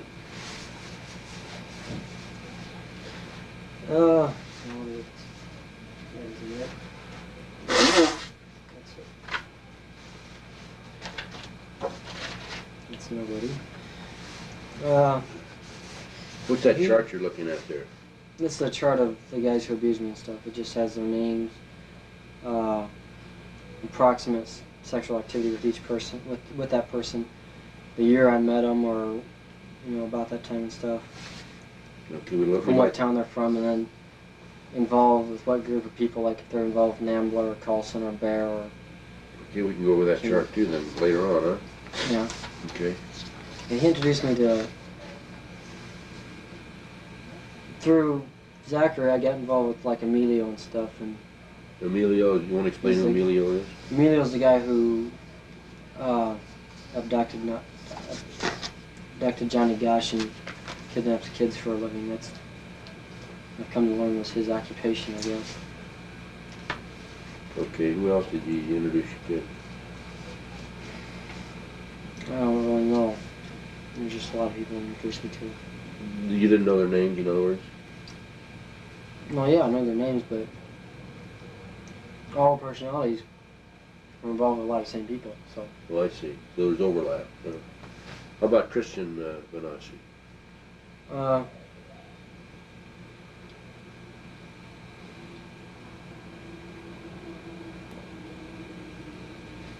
He was the first one that was created. Okay. And how old were you when that happened? About 3. He was created at first because of the sexual abuse that the guy that was in the Air Force was letting one of his friends do. And he was also created to start handling the tough things, and when he couldn't handle it, he created a new alter that was a controller, which was Zach. Then he created Mark. Then they got together and they created the other ones, and they got together and created all the rest of them. So. Christian and Dane. Christian's the one that was also a Christian personality that became a Christian before. K-R-I-S-T-I-N, Kristen, not Christian. Christian, yeah. Yeah. I was talking about Christian, actually, yeah. Okay. So, Kristen, K-R-I-S-T-E-N. I-N. Was an outgrowth through Christian Bonacci. Yeah, Christian and Zach. Well, how did Kristen, K-R-I-S-T-E-N, and Dane develop? They developed when some of these personalities up here started developing consciences, so they tried to push. Oh, I see. So Christian Bonacci, Zachary Knight, and the Mark Anderson personality developed a conscience. So then you had pushed them into another personality. They pushed into another personality that would. And that would be Kristen, K-R-I-S-T-I-N, and Dane, right? Ones that were more willing to do what these people wanted because they started saying that was wrong and they didn't want anything to do with it. Now, this is a group up to 6 years of age. No, those are all ages. Well, these are all ages? Okay. Yeah, those ones are all ages. And this is under the, these all... The, There's some in there that were like 18, 19 years old. So. Well, then going over to this next group, Todd and Micah. Mikey, Micah. M-I-C-H-E? No, it's C-H-A. Okay, Micah. Micah. Isn't real clear on the chart. What about them? They were developed how? Well, they were developed to deal with specific persons. like with Alan Bear, and one dealt with Larry King, and Okay, he just dealt with the different. Explain who Alan Bear is. Alan Bear is the ex. I guess he's the ex heir to the J.L. Brandeis and Sons. He also owns a lot of realty and stuff out in all over the country, and he's got some buildings out in San Francisco. Some that got damaged in the earthquake in '89, and I don't know that because I was in the house and he was talking about it at the same time, talking about his buildings that got damaged. In '89? Yeah, the earthquake. You were in the house since '89? Well, one of the personalities had gone back and had seen him and stuff, and was at his apartment one time. He was talking to one of his.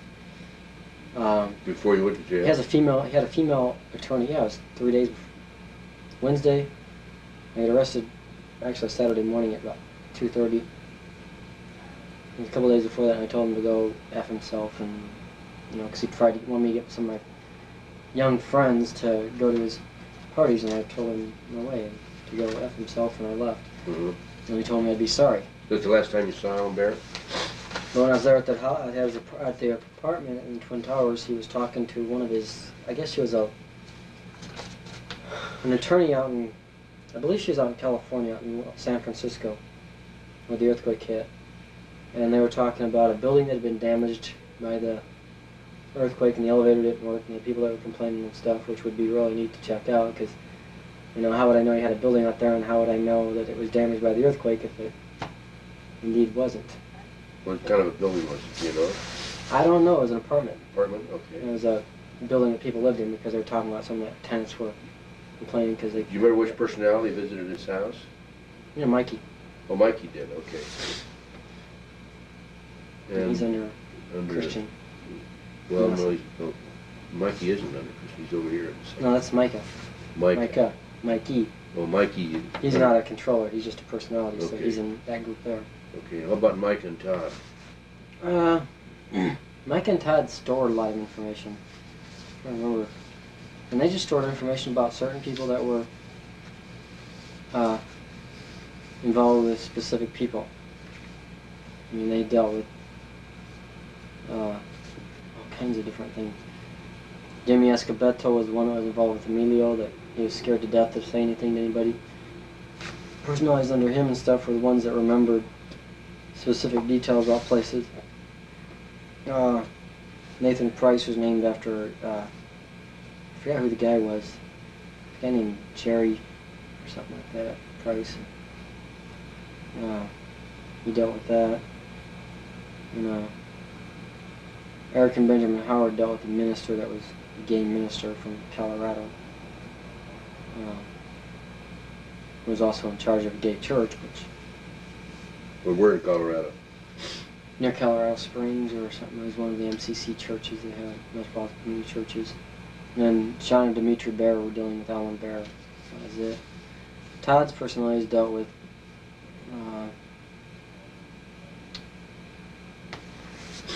higher class people. I'm saying that Alan Bear isn't higher class, but they dealt with a little bit higher class people. I mean, you're talking about politically affluent, influential people. Yeah. But I don't know, I mean, like this Gall, I know he was a senator or something, or congressman or something, Gall. How do you spell it? G-A-L-L. And a guy named Weiss and a guy named William, which I got Prince William. That's because the guy called me Prince William. Weiss called me Prince. So he just took the guy's last name and used it too.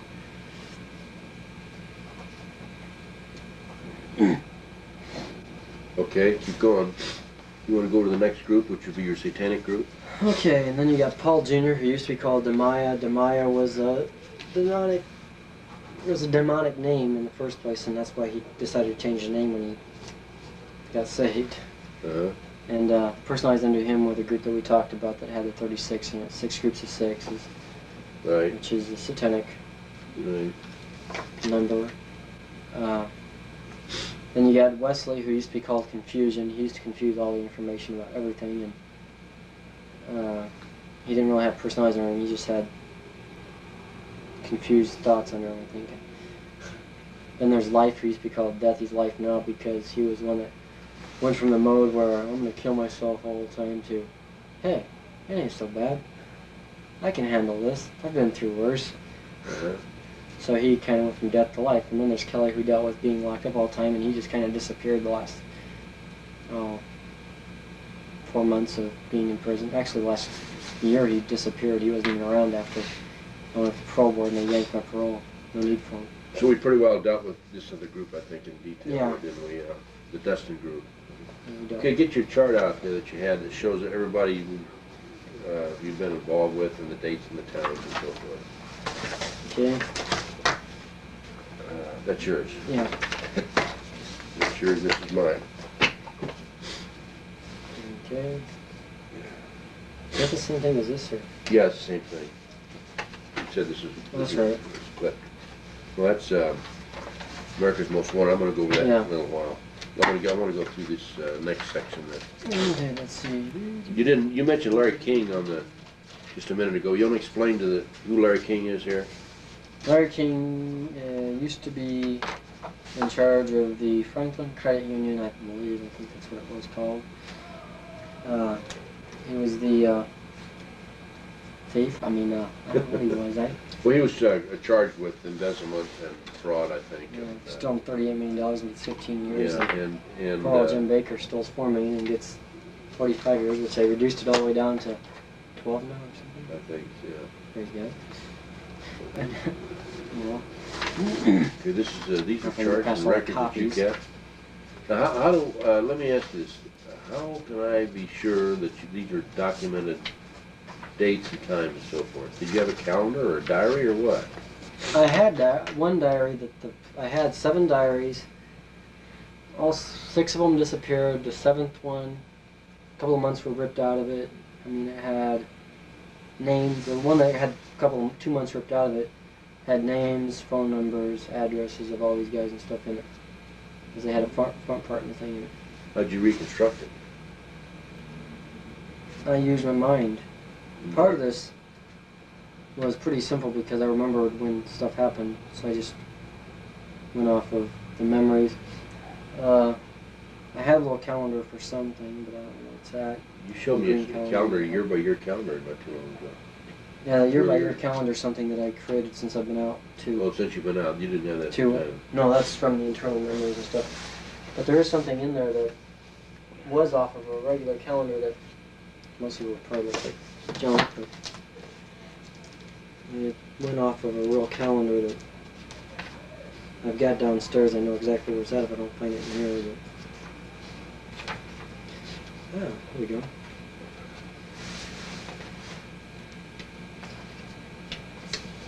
See if I can find the back side of it. That's definitely not the back side, but it'll do.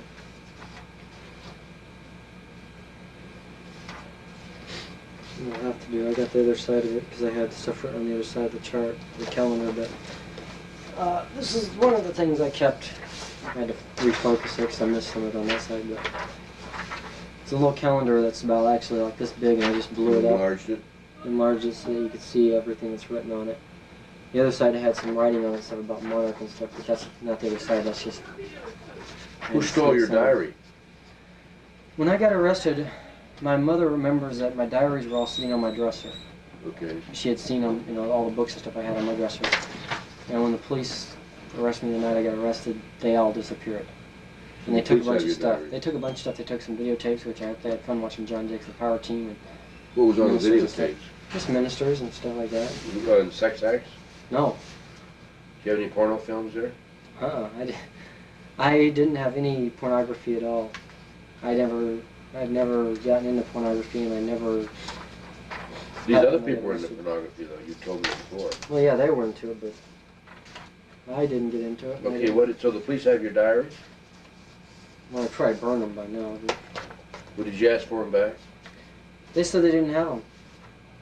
They gave one diary back, and that's when they were 2 months out of. And that's because that diary my grandmother gave to them, so they knew that somebody in our family knew that they had them. The other ones, when I got arrested, the night I got arrested, they took the videotapes, they took pictures, like what you've seen already. That's the picture they took. Some of them were like from 1980 when I was 13 years old. Some of them were before that. Which picture? No. All of my photographs that... Oh, there's pictures. Yeah, okay. But all those Oh, your photographs friends, were photographs of your friends. photographs of my friends when I was growing up and stuff. They and took the police, those? They took all of them. They took a videotapes, which didn't have anything on them, anything bad stuff. They took the diaries, which they never said they took them. They took a antique movie camera that didn't even work, as far as I know, because we just got it the day before that, so nobody knew if it worked or not. An antique projector, an antique screen, and all this stuff nobody knows if it worked or not because it never got a chance to be messed with. And they took it was like an old little tiny package like that didn't have film in it. They asked me what they were going to find in the film. I said, well, probably nothing. There's nuts and bolts in the casing because I took the film out. I figured it's been sitting there for over 20 years. The film ain't no good. You know, because especially if it's been exposed to light several times. And Right. so they took all that. They gave all of it back except for the diaries. Let her get it. She got it. Good. And then did you say they denied that they ever had a diary? They denied they ever had the diaries. The only one they gave back was the one my grandmother gave to them. That's because they knew it. What did you have in the diaries? I had written down. There it goes. It's on. So, Yeah. okay, we're back. Handled my phone call. Nothing serious. It's a flood in Los Angeles. And this is a list that you compiled from your various records in your diary, and from memory that were in your records and diary. And the police took your diary, never returned it, claim they don't have it. Yes, all Now, 6 of them. on this list, this is the what? What's that first column? That's the number of times that I was with that person sexually or whatever. The number of times that he's with each of these people sexually. These Some of them I didn't write because it's so many times. just too. I mean, I can tell because I recognize his first names. Second column, the name of the individual. Third column is the year. Fourth column is the town. And fifth column is identifying the group that each of them was involved with. So why don't you just go right down the list? Okay. This card right over here. Just go right across and say who each one of those people is. Okay. Walter Carlson was one of the first guys who sexually abused me. How old were you? I was, probably about 8, 9.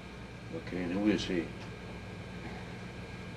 All I know is he was the first guy who started sexually abusing me. Okay. He got me involved with some other guys.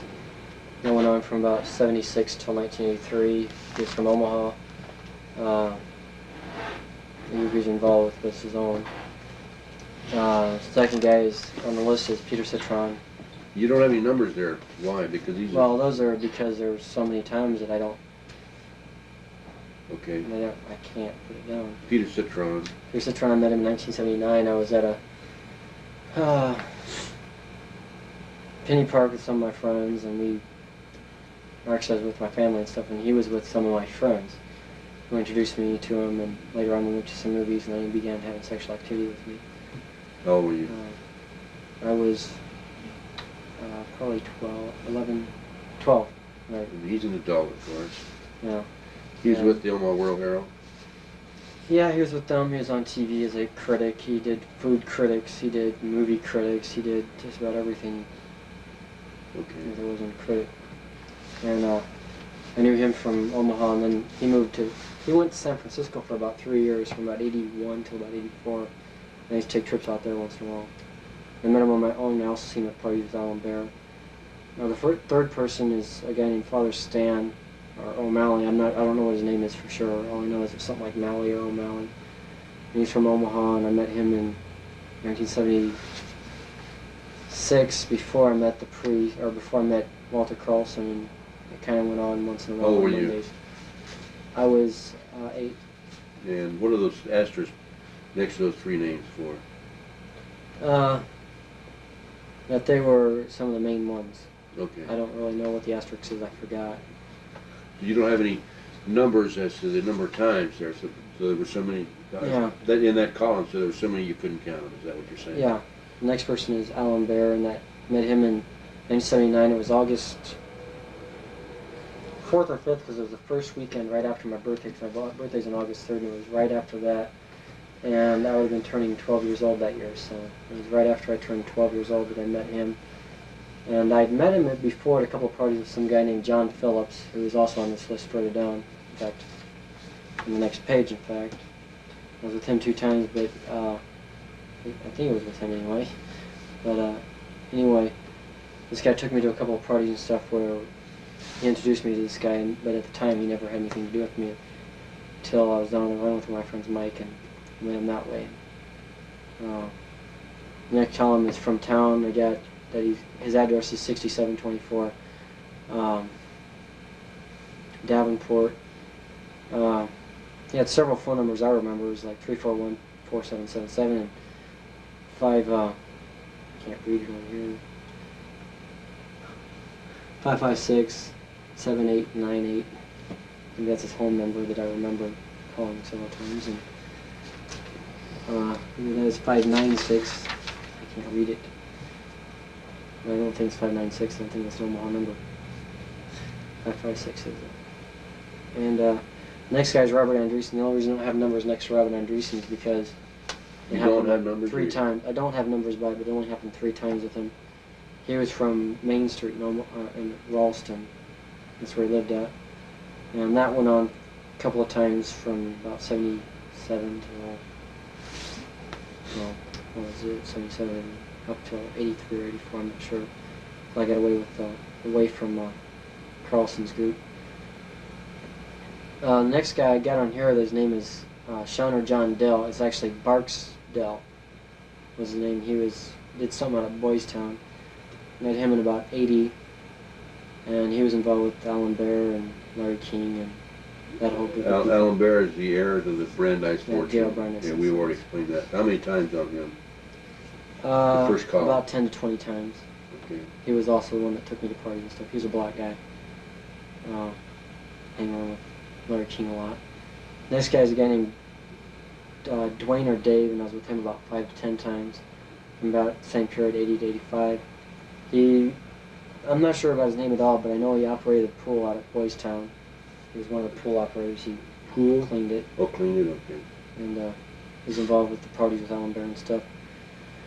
The next guy, 5 to 10 times, which actually should be updated to 50 to 100 times, although he won't ever admit it, but I met this guy in prison even, seen him in there.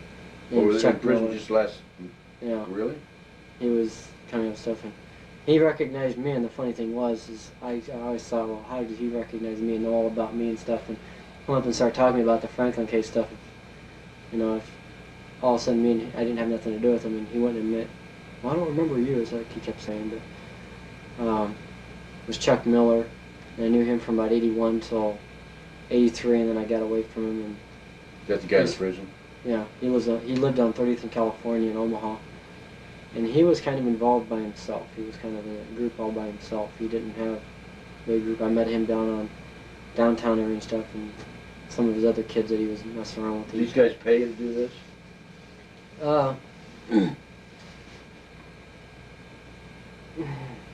Bayer did, and the people at his parties usually paid, like Barksdale and Dave and stuff usually paid me, and Chuck Miller, he took me places.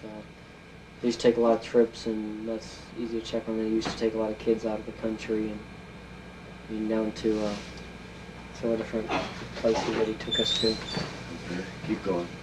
What did they pay you? Huh? What did they pay you? It depended. Alan Bear, sometimes I'd get drugs, sometimes I'd get money. I'd get anywhere from 20 to several $1,000s for depending on what I had to do and how long I had to be there or whatever. It's like I went to some parties, some got paid $5,000 just for going to it. You letting did? people do whatever they wanted to me. Where would that be? Well, when we took trips to California or took trips out of state, and even some trips that we took to other towns like Des Moines and stuff, we'd get $1,000, something was nothing. 5,000 on some occasions? Yeah, 5,000 on some occasions. Like out in California, we went out there. We had to go on to Sunset Boulevard, which is near Beverly Hills. Which you got Beverly Hills is where the ladies hang out on Beverly Hills Boulevard, and then you got Sunset. What is it? Sunset Strip, or is it? What was the name of that street? Santa Monica. Yeah, Santa Monica Boulevard. why was I thinking Sunset Strip? Santa Well, Monica Sunset, Boulevard. you got Sunset Boulevard and then Santa Monica Boulevard. Santa Monica Boulevard is where the teenage male prostitutes hang out at. Right. That's where they used to send us, and we'd get kids for parties and stuff there. And we'd take them back to the Beverly Hills Wilshire Hotel, or to the other one that's right there too. That they have another hotel that's sold. Bel Air. Yeah. Bel Air Country Club. Bel Air Hotel, Beverly Hills. And then I remember one because when you walk in the door, there's like it's like you look through it on one side and you got something on the other side. It's like a big glass thing that's right on the thing, and you look through it and it kind of makes everybody else distort on the other side. Yeah. We used to have fun with that one. And when we go in there and stuff, sometimes the hotel manager of some of the restaurants, or not restaurants, but the hotels would make you kind of, when we went in there and stuff, they made sure that we were dressed up nice. Yeah. And we were always there with our uncle or with our parents on vacation. We were, especially at the Beverly Wilshire, the Regency. Yeah. You had to make sure that you were there on, because it's like they were a high class. They had a restaurant there, but it was a high class hotel, and they made sure that most of them were like that. They made sure that you were, and they knew what was going on. Sure they did. When you're there with Larry King, and he has a 2-floor plaza, and he's got 90 kids going into his parties and stuff, and 20 adults, and Would there be that many? 90 kids and 20 adults? Probably about 20 kids and 10 adults, or sometimes it'd be 30 or 40 adults and 40 or 50 kids. And some of the places we went, they did that. They male and female kids, or? They had males and females, yeah. Some black, some white.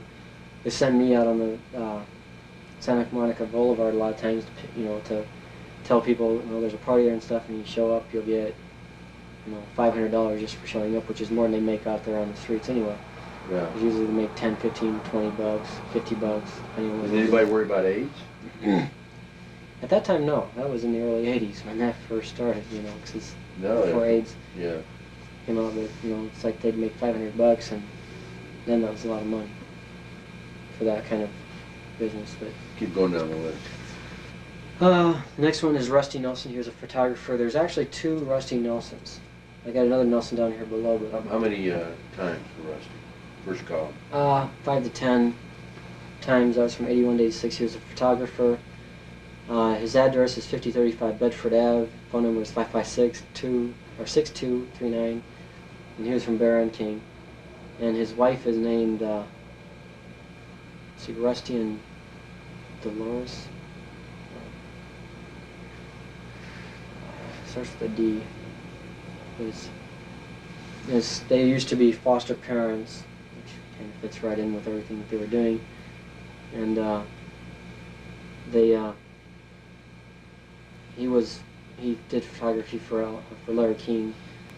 He stayed there for a while and stuff. And when they were foster parents, the ironic thing was they weren't even married yet. They got married after they had the foster kids and everything.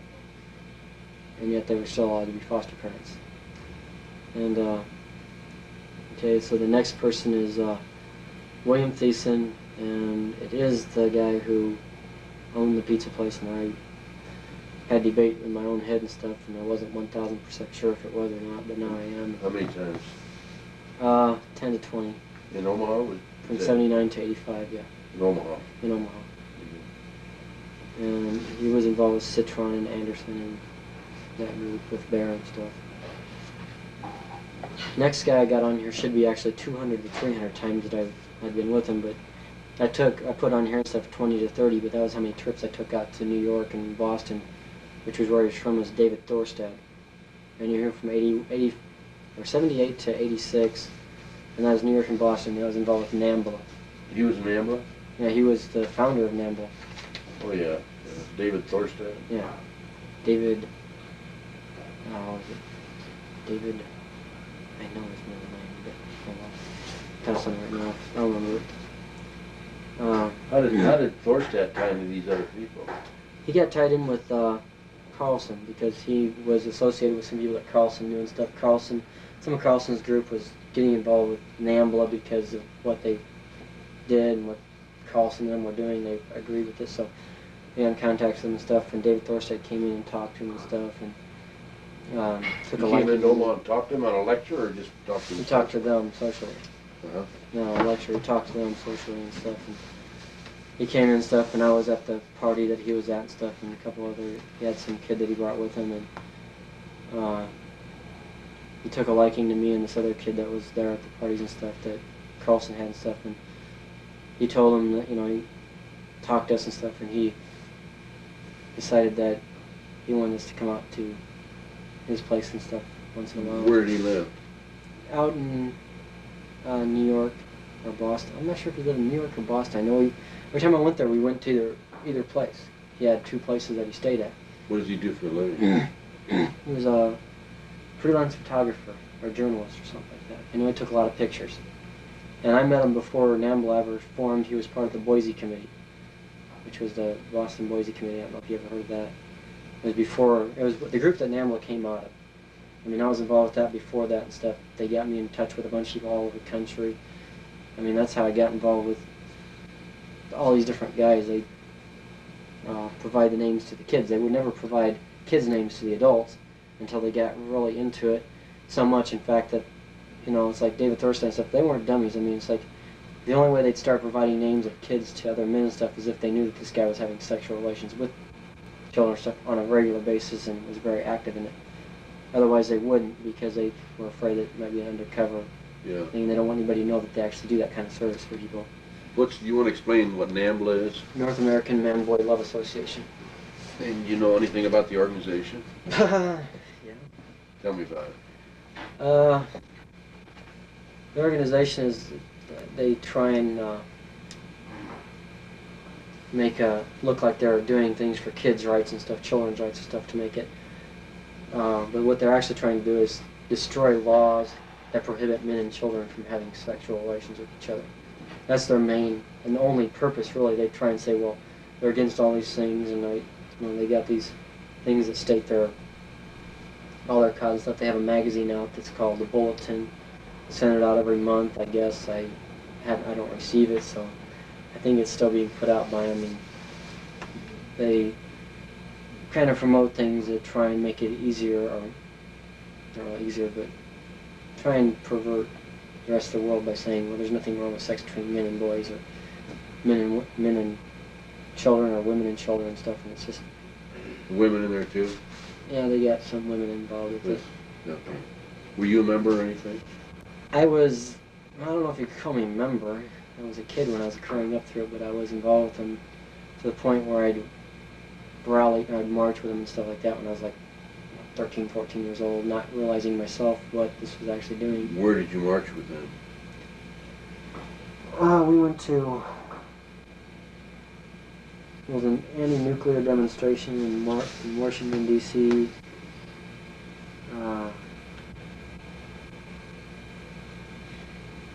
Who's paying your expenses? I don't know. Would they just hand you a ticket and say, here it is? Or? Well, no, they wouldn't hand me a ticket. They'd come and they'd pick me up. They'd have somebody pick me up every time. They wouldn't never send me alone. No, they didn't do it alone. I mean, I had to have somebody with me when Because you were a young boy, huh? Well, not because I was young. I mean, yeah, that's the thing about it. I had to have somebody with me, and yet I should have all rights to do whatever I want anytime I want to, but they just wanted me for the sex. They didn't want to let me run around on my own. I had to be protected still. Yeah. But they didn't realize it protected from them. I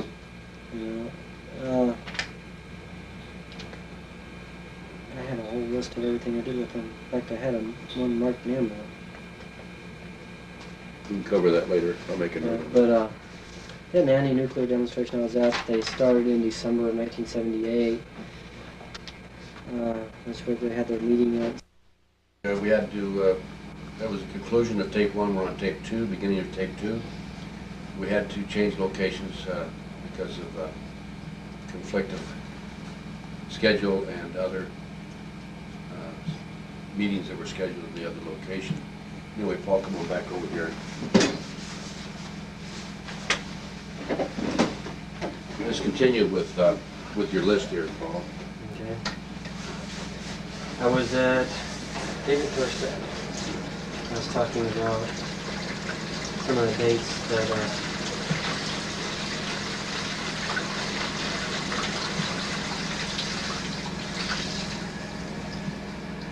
We got a better location now. We got the ocean. The bathroom. Water pipes, yeah. And the bathroom is right there upstairs.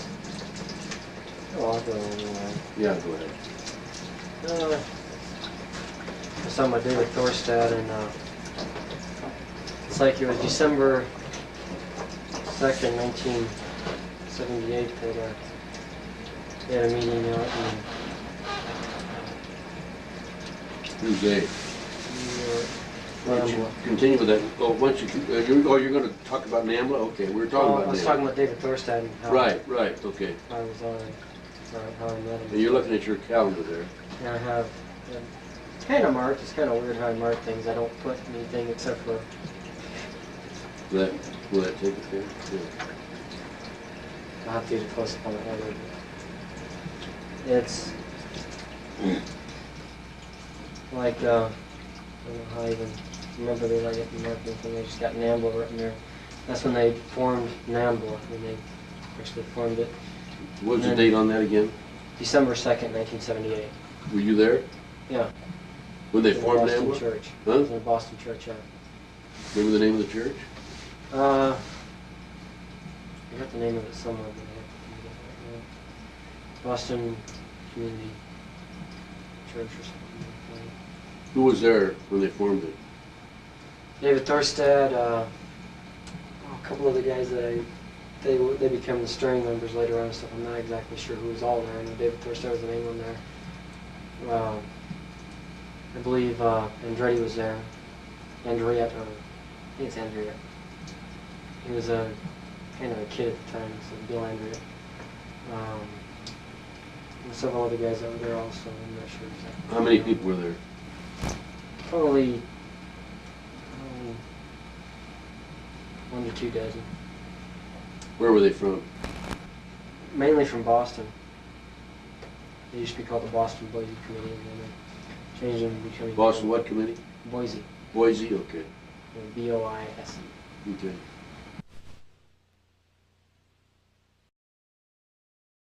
Your own faith. Well, it wasn't my faith. It's faith that God gave me, because my own strength I'd have quit. He gave me a strength that I made it with. I'm going to show you some pictures right now, and I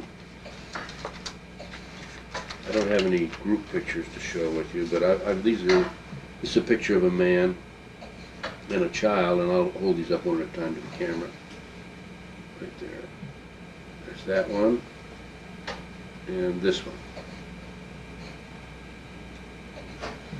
And I want you to tell me if you recognize that person, that man.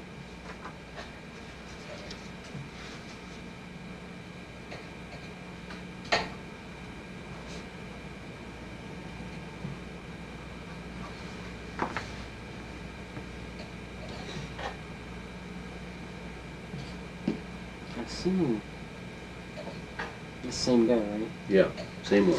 It's like this one's harder to spell.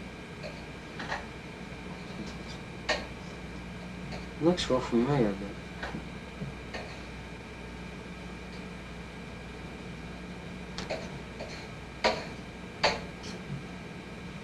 Think about it in your travels, where you might have run into him.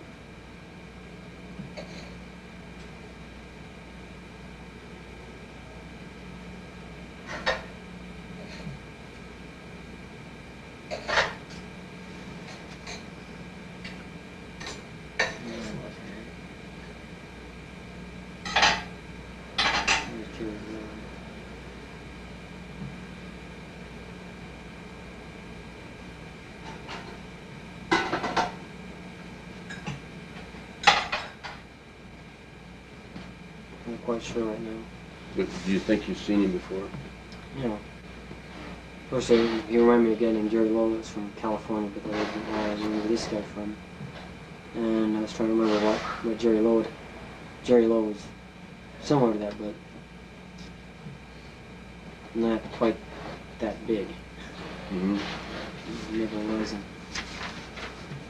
I don't think Jerry Lowe would be around any women or anything like that. Who's Jerry Lowe? He's a All I remember is that he worked for some government office out in California, and he did some work for Alan Bear with some of his houses and stuff out there. Was he a government agent? No, he was, I don't remember what he did. He used to be like a runner. He used to run information back and forth. I'm going to show you some artist conceptions, and I want you to tell me if you've seen these people. I'll hold these up for the camera. You answer these questions. This is Paul Bonacci answering them. But in the old times, it would have been one of your other personalities. Is that what you're saying? Yeah, in the past it would have had to been some of the others because, like when I first started getting interviewed by Gary Caradori and the Omaha police, the other personalities had to come out because I had no knowledge of any of this stuff at all. I mean, like the police, when they said that Paul Bonacci, said that nothing happened, they were probably correct because they probably actually in fact, I know they got me out one time and stuff after one of the personalities had talked to him and stuff, and then. What do you mean they got you out? They got me as Paul out. Okay. During the middle of one of their interviews about some of these people that had abused me and stuff, and the way they got me out and stuff was they kind of scared the other personalities, and I'm usually the one that's kind of the protector of everybody. Because even though I didn't know at the time that these were other personalities, I thought these were their other friends and stuff that I was protecting and stuff. I came out and the cops were sitting there saying, telling me to take back stuff. This didn't really happen, did it? I mean. That's the way they interviewed you? Yeah, that's the way they interviewed me. It's like when I was Who talking interviewed about you that way? Detective, or Sergeant Hoke. Detective Hoke. With what department? OPD, Omaha Public. Have you ever been interviewed by the FBI? No. Never? I've never met anybody from the FBI. Never met him, or you never interviewed by them? I never met him. Never even seen an FBI agent. Okay. Okay, go ahead. Finish explaining. But it's like when they got me to recant or take stuff back and with the police and stuff, all they'd have to do is apply a little pressure and stuff, which they knew I was an MPD at the time they were interviewing me. And the first thing they should have known that with an MPD you do not apply pressure because that just causes another personality to come out that, well, basically you pressure all the personalities enough and you'll finally get a personality that will admit that they either lied or either a personality that doesn't know anything about it and will say, yeah, So basically they were, with a multiple, they were in good hands because it's like all you have to do is apply a little pressure and you got perfect recanter because he's, already the traumatic events and painful events or even anything that even begins to be abusive, the other personalities just flee, they run. If they can't handle it, they run. And so that's why they... Did anybody else work with you besides Reverend Morrow? In your integrating your personalities? No. Sounds to me like you did a great job. Well, he did, and well, God did a lot of the work. I mean, because I had to go back to my cell. Most of the integration happened when I was on my own and stuff, and I'd go through them and talk to personalities, and they'd be ready to integrate, and they'd integrate, and it was fine. And so you, through your own strength and your 1993, and it's approximately 2 p.m. Paul Bonacci is going to talk to me on tape for the next several hours, I presume. Paul, would you step in here and take your place?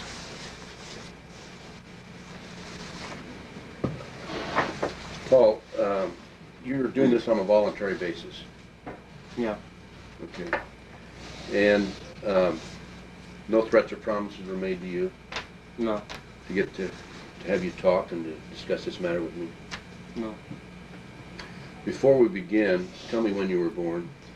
August 3rd, 1967. Your number? 509. And explain to me what multiple personality is. Because you've been a multiple one yourself. Yeah, multiple personality disorder is a disorder that people get when they've suffered traumatic events, usually when they were young children, usually stemming from sexual abuse or satanic ritual abuse.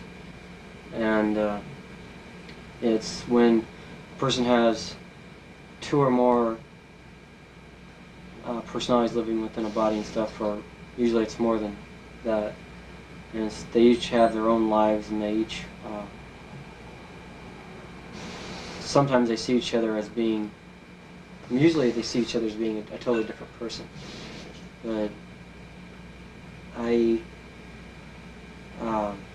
some of them know that they're multiples, or that there's other personalities within the same body, but the majority of the personalities do not, and the main personality usually has no awareness of the other personalities at all. Usually he's totally unaware of everything.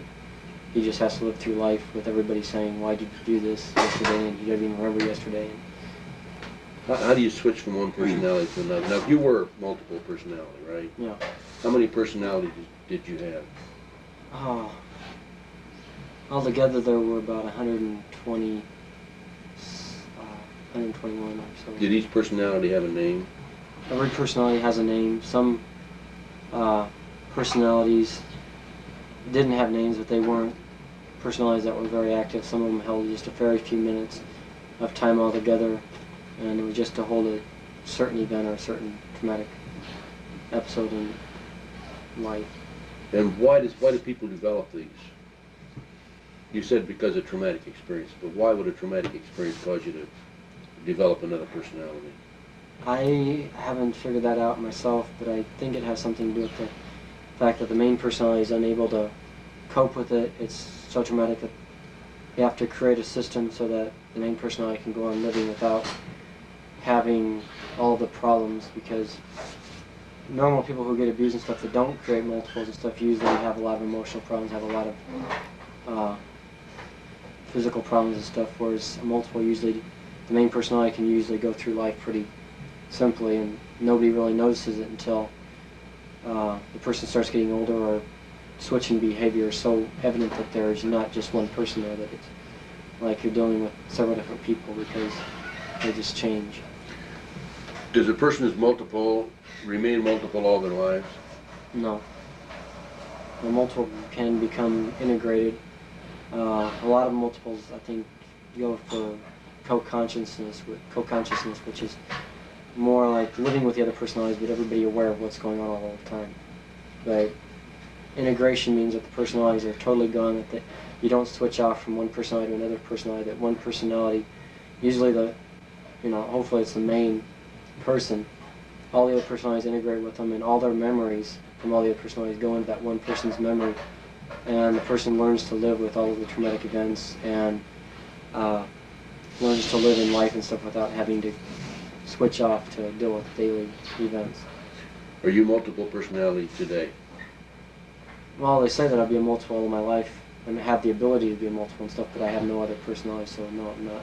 Who says that you will be multiple all your life? Well, that's what all the psychiatrists try and say, is that once you're multiple personality, you can integrate completely and stuff, but you always have the ability to dissociate into and create a new personality any time that's needed, which I don't know if that's true or not, because there's nothing that, after remembering my past, that anything in the future that could be any more horrible or any worse than what I've already gone through, so I don't feel like there's any need to ever have to switch back into that kind of a mode. Are you saying that you're integrated now? Yeah. How did you become integrated? That's mainly through the work with Pastor John, and dealing with going through each of the personalities, finding out what caused the personality, and completely going through the personality, talking to it in my own, usually it was in my room and stuff, and convincing this personality and stuff that he can live better if he's living with the rest of us. And in the integration process and stuff, the personality, usually I can see it inside my head, because inside you have a visual of everybody. It's the other personalities and stuff. And they grow up, and they kind of just merge with you.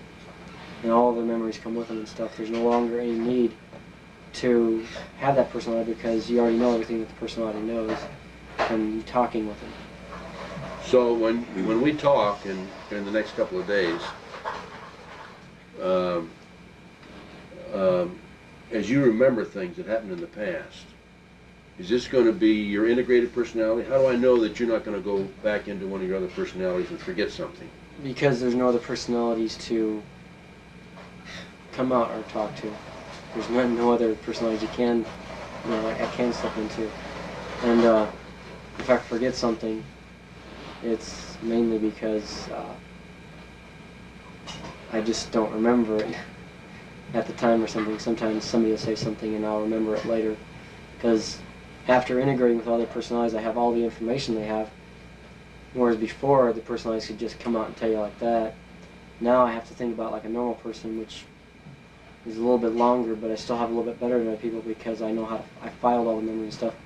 And I can just kind of switch into that type of a, it's like a file in my head and stuff. I can just kind of switch back and stuff and try and go into that activity or that event and pick out what it is that I'm looking for. Now, you said that Reverend Morrow worked with you on your different personalities. Did you go one by one and identify each personality and then discuss that personality with him in order to become integrated? Some of the personalities, the ones that were more what I call the living alters, which is the ones I call them living alters because they were the ones that were living daily lives. I mean, they would like get up in the morning, one would, go to school or whatever it was. They're the ones that ran the day. And most of my life I was out between like 2 and 4 o'clock in the afternoon. That was my normal time for me as Paul to be out. And so it's like they were, we had to go through each one of them and talk to them. A lot of times they came out and talked to him, even though I don't think Pastor John knew. A lot of times he was talking to some of the other personalities. Sometimes I know he did. But yeah, I had to go through each one of them and discuss what created them in the first place. And main thing was I had to let them know that I cared about them and that I didn't hold any anger, toward them or anything for anything that they had done. And because a lot of them thought that I'd be angry with them when they found out everything that was going on and stuff. And so I had to deal with that. And main thing was I think the ability that I wanted to be integrated because I didn't want to go on living a life when I didn't even know what was going on. It's like everything kept switching on me. It's like people would tell me something to do one day and a week later I was ready to go do it and they're like going, well, we told you to do that last week. And I was like, I don't remember. It's like, that was just this morning, wasn't it? No, it's last week. It's like, okay, I thought they were going crazy or something when actually it was me that was not really crazy but just switching because it's not psychotic. I wasn't psychotic. I didn't, it's not like I went out and did things that, like an abnormal person would do. So, you feel that now, as an integrated person, you have full knowledge of all that occurred with all your personalities, and you can act as one individual. Yeah. Paul Bonacci. Yeah. And without any difficulty. So as I ask you questions in the next several days, and we're going to be together for several days, and as